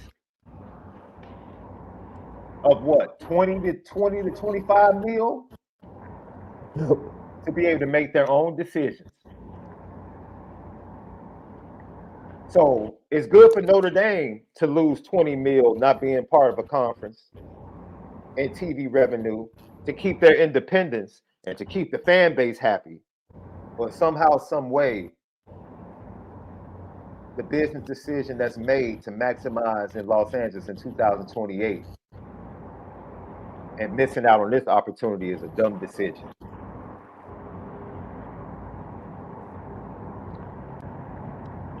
I don't know. Make it make sense, man. Make it make sense. So, Left, you played for Notre Dame. Do you embrace it or do you fight it when people say, man, y'all a bunch of entitled, whatever? You definitely embrace it because Notre Dame is one of those places that if you haven't been there, you just don't know. Mm. And you fight it because usually you're fighting about most people that don't care necessarily much about Notre Dame. They just automatically just say we suck, you know. Yeah. It's a true hate or love it culture. Facts. Facts. It is, bro. I'll tell you my experience as a fan. South side of Chicago. I grew up, well, the culture was starting to shift, and all I saw was Miami Hurricane starter jackets as I became a Notre Dame fan. Yeah. Because Chicago doesn't have a true college football team. Northwestern, that owns the city. Man, stop playing, bro. Shout out to Kendall Gill's son, Phoenix Gill, who committed to the Northwestern Wildcats on today. Shout out to him. Chris Collins can coach the point guard position, so he's in good hands. He's in good hands. Sad he couldn't go to Illinois like his dad, but that's a good choice. Northwestern is an uprising. Yeah, it's a good program that's on the rise. Coach Collins has done a great job. But no, left. I've battled that. I've heard that. I've been scoffed at as an inner city kid in Chicago. Like, why are you a Notre Dame fan? That's not what connects you to Notre Dame, you know? And then I tell the backstory, and it still doesn't hit for people. Like, so that's still not a reason to be a Notre Dame fan because your grandfather took you to games. Like, I don't know what else to tell you. Like, what else do you need from me that's going to give you the right to approve me as a Notre Dame fan?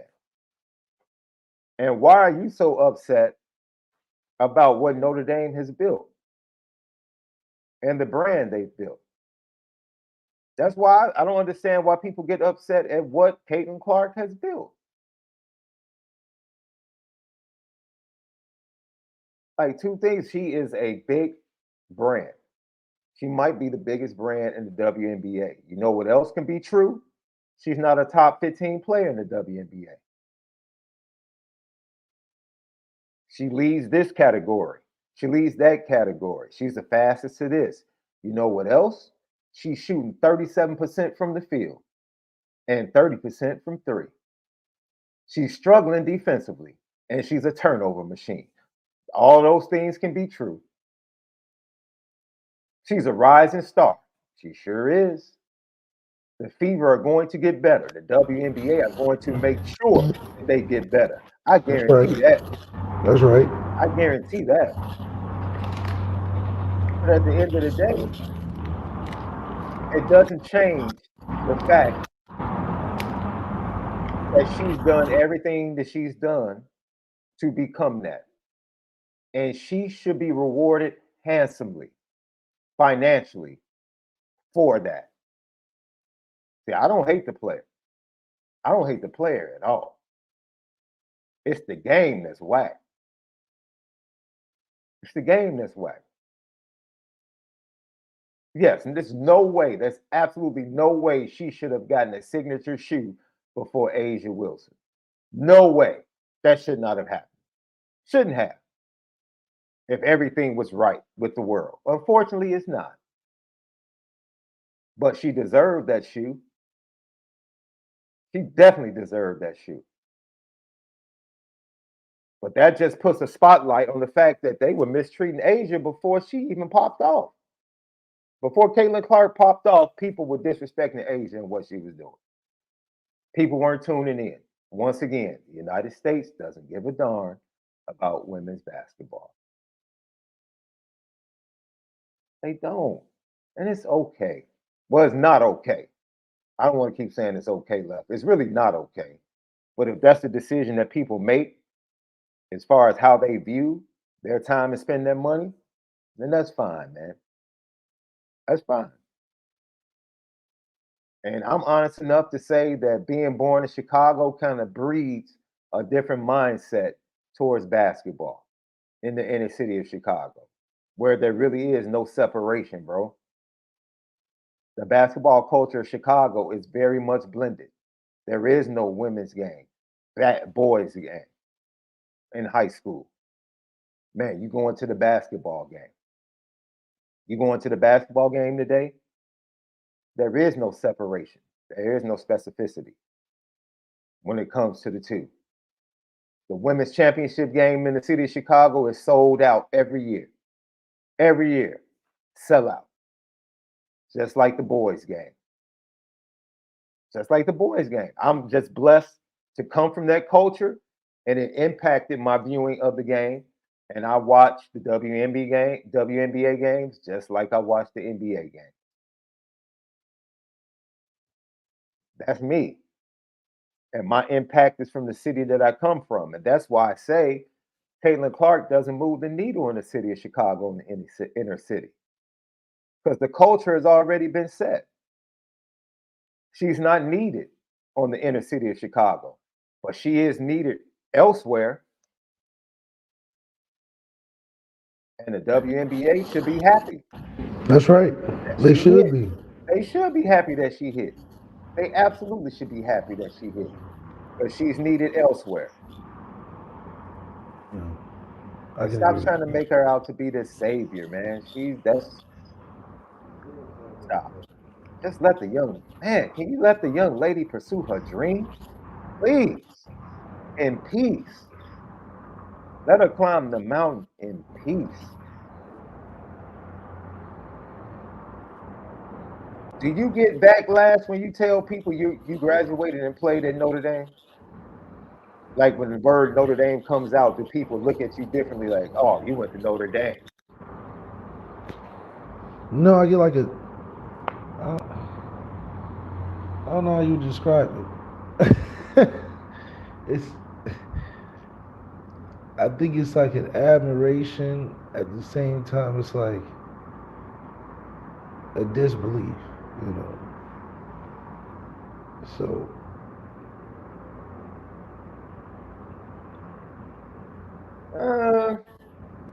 wow, wait a minute. So when you say that, people look at you in disbelief? Yo, that's wild. That's like a whole nother discussion, bro. yeah, they be like, oh, okay,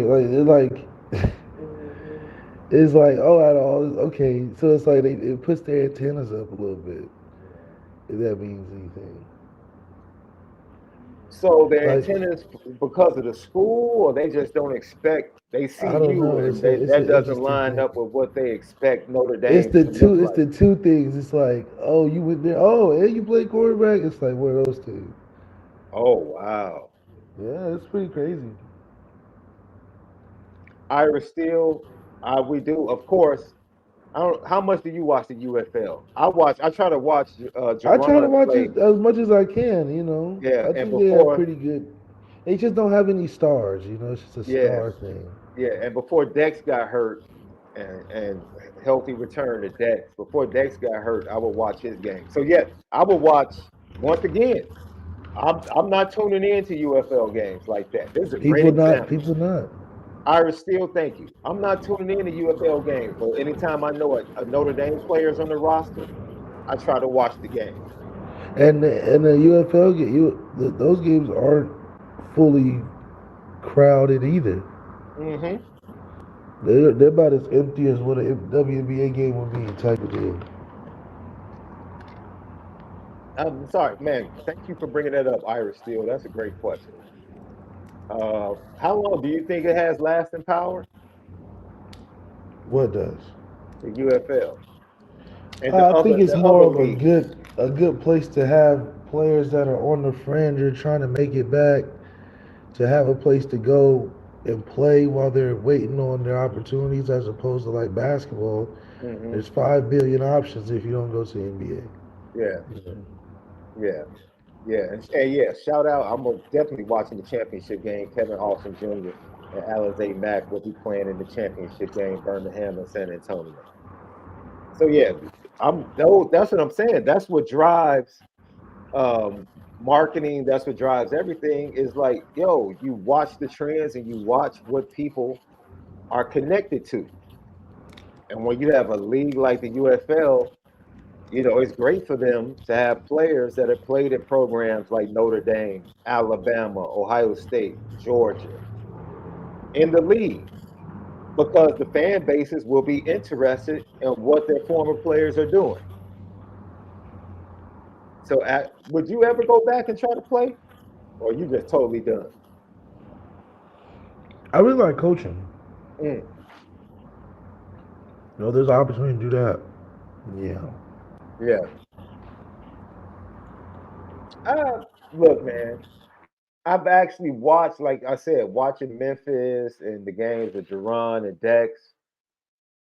I actually, man, I can watch a nice portion of the game.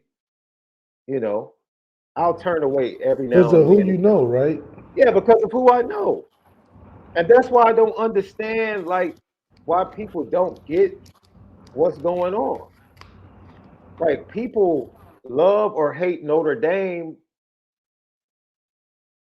because it's Notre Dame. It's like who you know in college football. Say college football, I guarantee you people are going to say Notre Dame, Alabama, Michigan. They're going to say the Blue Bloods. They're going to say the biggest names.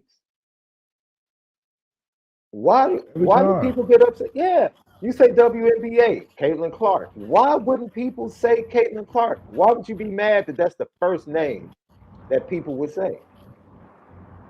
I mean, that's people relate to what they're connected to. Like once again, somebody in the chat was like, "Yo, Caitlyn Clark is important in the suburbs." Who said she wasn't? I said she doesn't move the needle in the inner city of Chicago. She doesn't. There's already a culture in Chicago where women and girls that play basketball are celebrated. Yeah. When the Chicago Sky are good, regardless of who before Candace Parker got here, Sky games were attended. When Candace Parker came, the hometown girl, attendance and TV viewing went through the roof. Angel Reese has increased the attendance. Why? Because the culture in Chicago is very much pro girls basketball. It just is what it is. I can't speak about other places. Chicago doesn't need Caitlyn Clark. We celebrate our girl hoopers.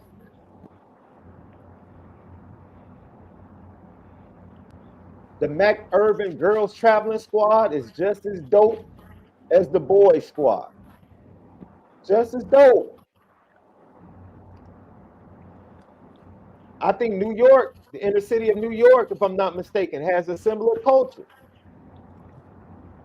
Like the girl hoopers from New York are legendary. They're known around the boroughs. So that culture is already set. Now the rest of the country, man.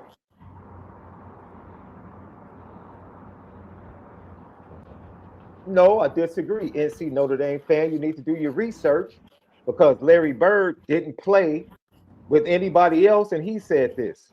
He learned the game playing with inner city kids.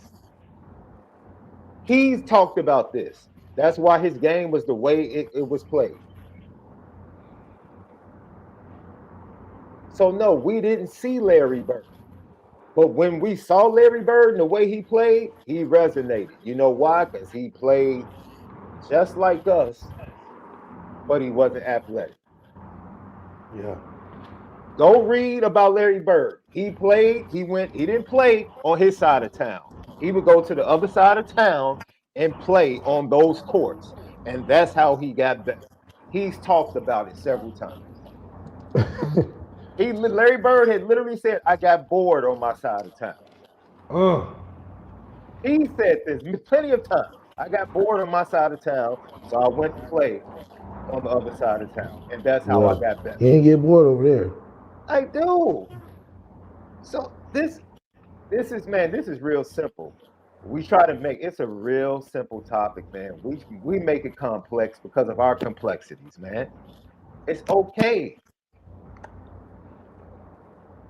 There are in the inner city of Chicago, I guarantee you, if I ask the girl hoopers in Chicago who their favorite player or who they love to watch, Caitlyn Clark would probably be fourth or fifth on the list. Yeah. If that. I guarantee you, Juju, Hannah, some of the South Carolina players, And some of the Angel Reese. WNBA play. Angel Reese would definitely be before her. And if I go to the suburbs of Chicago, I guarantee you Caitlyn Clark will be further up the list. Come on, people. This is simple. It's relatability, which leads to marketability, which leads to revenue. We know this, which leads to attendance. We know this. This is not something to fight about. This is not something to get political about. It's simple. It's life. We deal with it every day, even if we don't want to talk about it. We deal with it every day. That's right. That's it. And I think we are unique as a fan base, bro, to be able to handle this discussion because we know what it feels like for everyone to come at us and tell us what we haven't won. We haven't won since '88. You're overrated. You need to get in the conference. You need to do this. When the truth of the matter is, we can stand on our own and they really don't like it, regardless of whether or not we win. So, yeah, we haven't won anything since 1988. That's true. That's true. We have not won since 1988, and we're still one of the biggest brands. We're still at the boardroom table, and we're still getting a cut of the check. Y'all, you mad about that? Ohio State fans, you mad because you have to partner with Rutgers and share a check with Rutgers at the end of the year? They get the same percentage as you. That ticks you off, huh? Michigan fans, that ticks you off? Georgia, Alabama fans, that ticks you off that you got to share a check with Vanderbilt after they consistently go 1-12 every year, 2-11 every year? That kind of ticks you off, huh? Too bad. This is where I cue the Kendrick Lamar. They not like us. This is where I cue it, left. Yeah. You're just not like us. I don't know what to tell you. And this is why, as a fan base, we are uniquely created and positioned to be able to handle this type of discussion because we know what it feels like, man. We know what it feels like. So it just really boggles my mind when we turn towards the high school kids and say, you don't deserve to get paid because you haven't done anything. It kind of just boggles my mind, bro. It boggles my mind. Lucky Lefty podcast. Did you see this past week, Left? What? Oh yeah, you showed us that. Yeah. No, that was the wrong clip. I apologize, Left.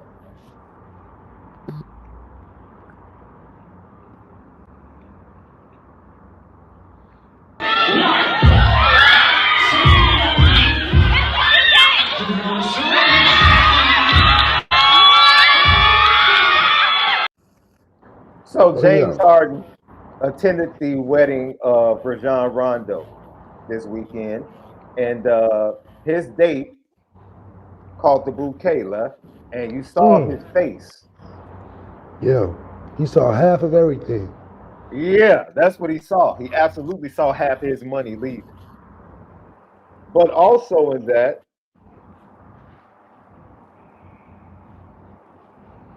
this is going to be dope.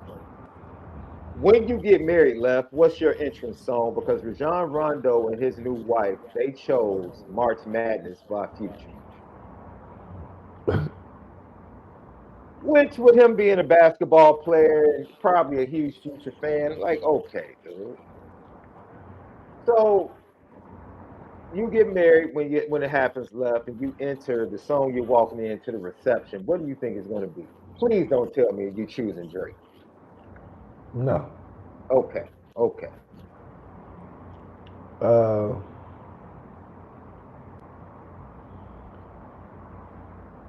Probably Friday. I won't let no only no time when it comes to you. Yeah, that Friday song. Waste no time. Mm, Great song. okay.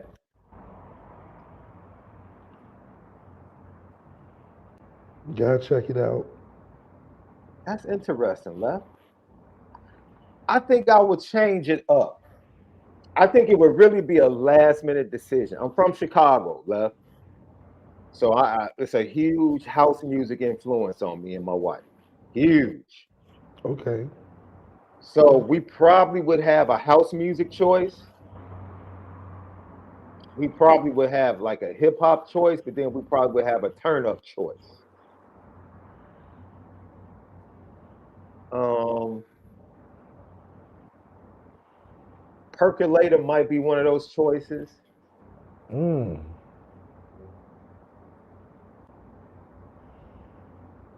I could see a off the wall Michael Jackson being one of the choices, one of the joints from off the wall, and then hip hop.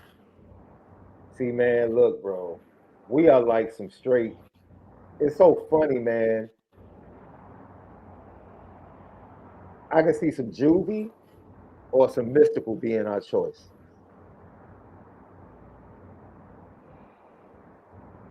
I can see my wife because my wife loves Slow Motion by Juvenile. She loves Slow Motion, baby. Loves it. And she loves Mystical. Now, would you do what does it say? Renew your vows ceremony? Yes, we're talking about doing that. We had a lot of things going on. We hit our 25th, so we're Yeah. gonna do it in the fall. Oh hell yeah. Yeah, we're gonna do it in the fall instead of doing it on our actual anniversary. Because remember, she was in the middle of school getting her master's Yep. in nursing, so she had finals and stuff, and there was just a lot going on. Our daughter was getting ready to graduate 2 weeks after that, so we're doing it in the fall, in September. So we're renewing our vows for 25 years in September. Yeah. Okay. So you got a chance to replay some of those songs. Yeah, yeah. I think no man, I'm a Chicago dude, but Kanye just You gotta have a little bit of yay in I'm trying to there. think what Kanye would I put it to enter. I'm talking about this is my entry song. You can play Kanye all night during the reception, but my entry song, bro, that's gotta man, my entry song has to hit.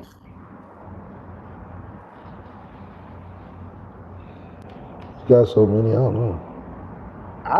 I'm gonna be honest with you. I would go Chief Keef Finito for my entry song before I go Kanye. You might just have to get JL on the track. Yeah, he probably would put something together.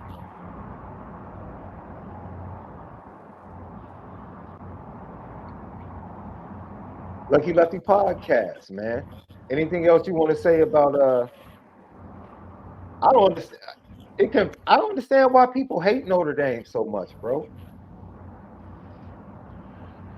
I I don't know. don't. It's a natural affection is why they do it. Is that what it is? I don't know. I mean, if they going that hard, they gotta like us. They just upset because it's some ulterior reason. Yeah, man. 'Cause I'm like, dude, we literally stay over here and don't bother anybody. We talk amongst ourselves. We have our own shows, podcasts. We don't mess with anybody else. Here comes They the rep don't of like college independent, I football. guess. You know, man. I don't know, man. Lucky Lucky podcast. Great show, man. Love That's right. everybody. Official visits all over the place. Tomorrow, I think we're going to have a guest. Are we going in the afternoon tomorrow, Left? Yeah, we should be able to. You got practice tomorrow? Not tomorrow morning, but if we do a second one, I should be able like around this time. Okay. Cool. Lucky Lefty podcast. We'll let you guys know in the morning. Dropping more shorts over at the YouTube page. Subscribe, share, hit the like button, and we'll let you know. You know what time it is.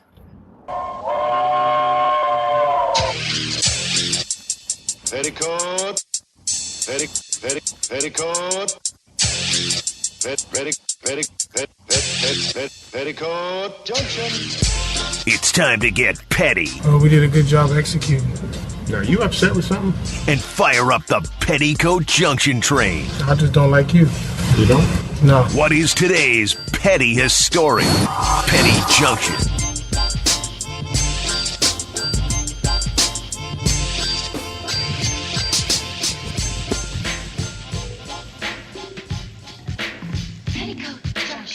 Petty Junction, Petty Story today brought to you by ONORA Whiskey at NORAWhiskey.com, the premium American whiskey at NORAWhiskey.com. You know what? This cat Gilbert Arenas constantly wants to stay on the petty train. Constantly. But I'm going to go ahead and let Angel McCautry handle this dude. Khalil, this looks like the bench production. You didn't get a lot of it in this game here. Talk about what they need to do going forward. You said what? The bench. Not score a lot in this game here, give you a lot of production. What do you have to do next in the next few games to help you guys most likely get to the next level? What does the bench have to do? Yes. What did you? I was saying that the bench didn't give a lot of production today in this game here. What do they got to do to help you all out as what they did in the previous game? What they got to do? What they do last game? That's a real question. You for real? No, what I'm asking is just really trying to get an idea of what they need to do. So what the bench do the last game? They actually played well. They played well. So what they do this game? Today they didn't do well this game. Okay, so what they got to do? Score, right? Yep. All right, bet. That's it, right? Dude, bro, man, I'm sorry.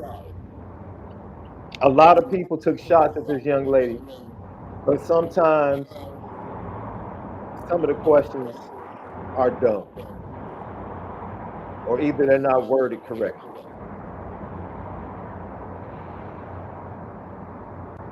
And I think I wish she would have handled it a lot better, but it was for comedy, it was, man, it was absolutely hilarious to me, bro. Oh, absolutely. It's like, dude, the bitch didn't play well tonight. What do they need to do? They need to play well. Like, they need to score. Yeah, they need to score. Is that a real question? Absolutely. What do they need to do? Like, you know what they need to do. I thought it was petty on both parts. Yeah, she was paid. I thought it was petty on both parts.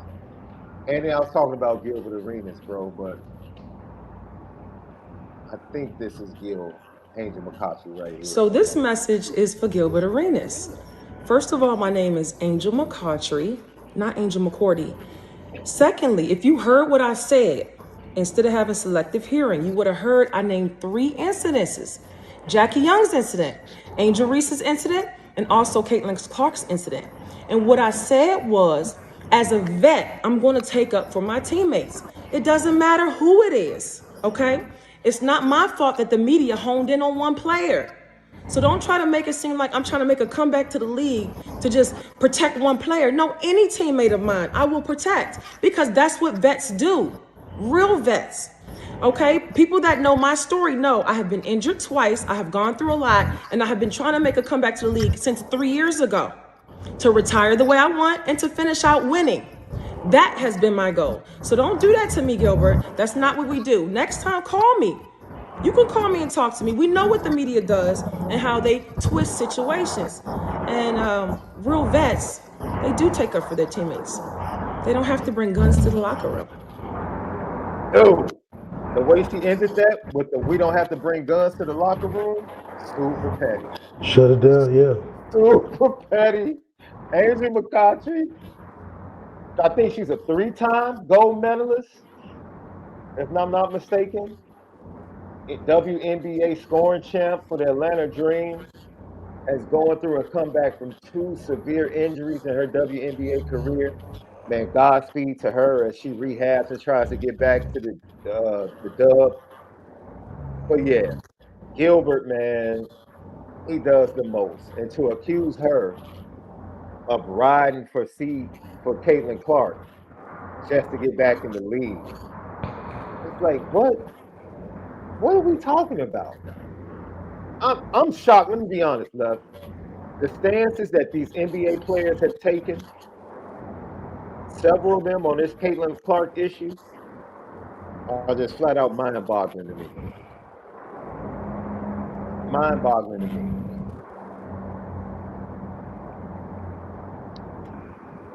It's mind-boggling.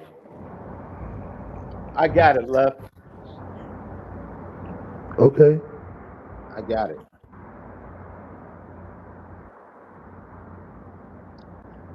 I'm gonna come out to crucial conflict. Hey,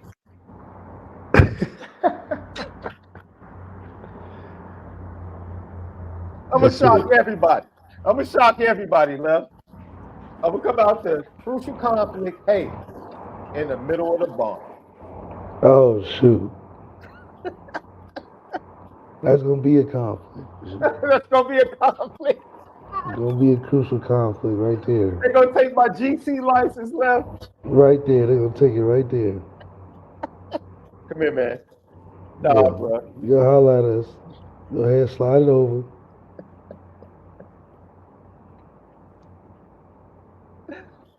We'll see you guys tomorrow. Left wants to do 2 shows tomorrow. I'm all for it.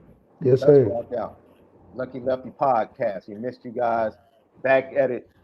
Have a great Monday. Man, Dallas not looking too good right now, Left. Man, I mean, the Celtics is like a way better team. They didn't make any shots and was up 8. No, bro. When they were like 0 from the 3-point line and they were trailing by 1, I was like, yeah, this is a wrap. Like these cats. They just really this they prime, right? They stretch their prime. Well, I think Luka. Well, I'll put it like this. I don't think Luka, because people don't take this as I'm trying to blame Luka. I'm not blaming Luka because there are 2 sides to this. Luka doesn't trust his teammates to the level he needs to trust them to win a championship. And that's because he might not have teammates that he can fully trust other than Kyrie. Oh. Yeah, I mean, everybody else is hustle and 3-and-D guy. You know what I'm saying? It's, you know, they're playing way too much ISO basketball, bro. Way too much. Way too much. So by the time they get to the 3rd quarter, and by the way, Luka's one of the worst defenders I've ever seen in my life. He doesn't even try. Like, he literally just lets dudes run by him all the time and tries to strip the ball from behind. It's really bad. It's really bad. All right. Lefty podcast, man. We'll get back with you guys tomorrow. Appreciate you guys, man. Make sure you continue to spin it different. Yeah.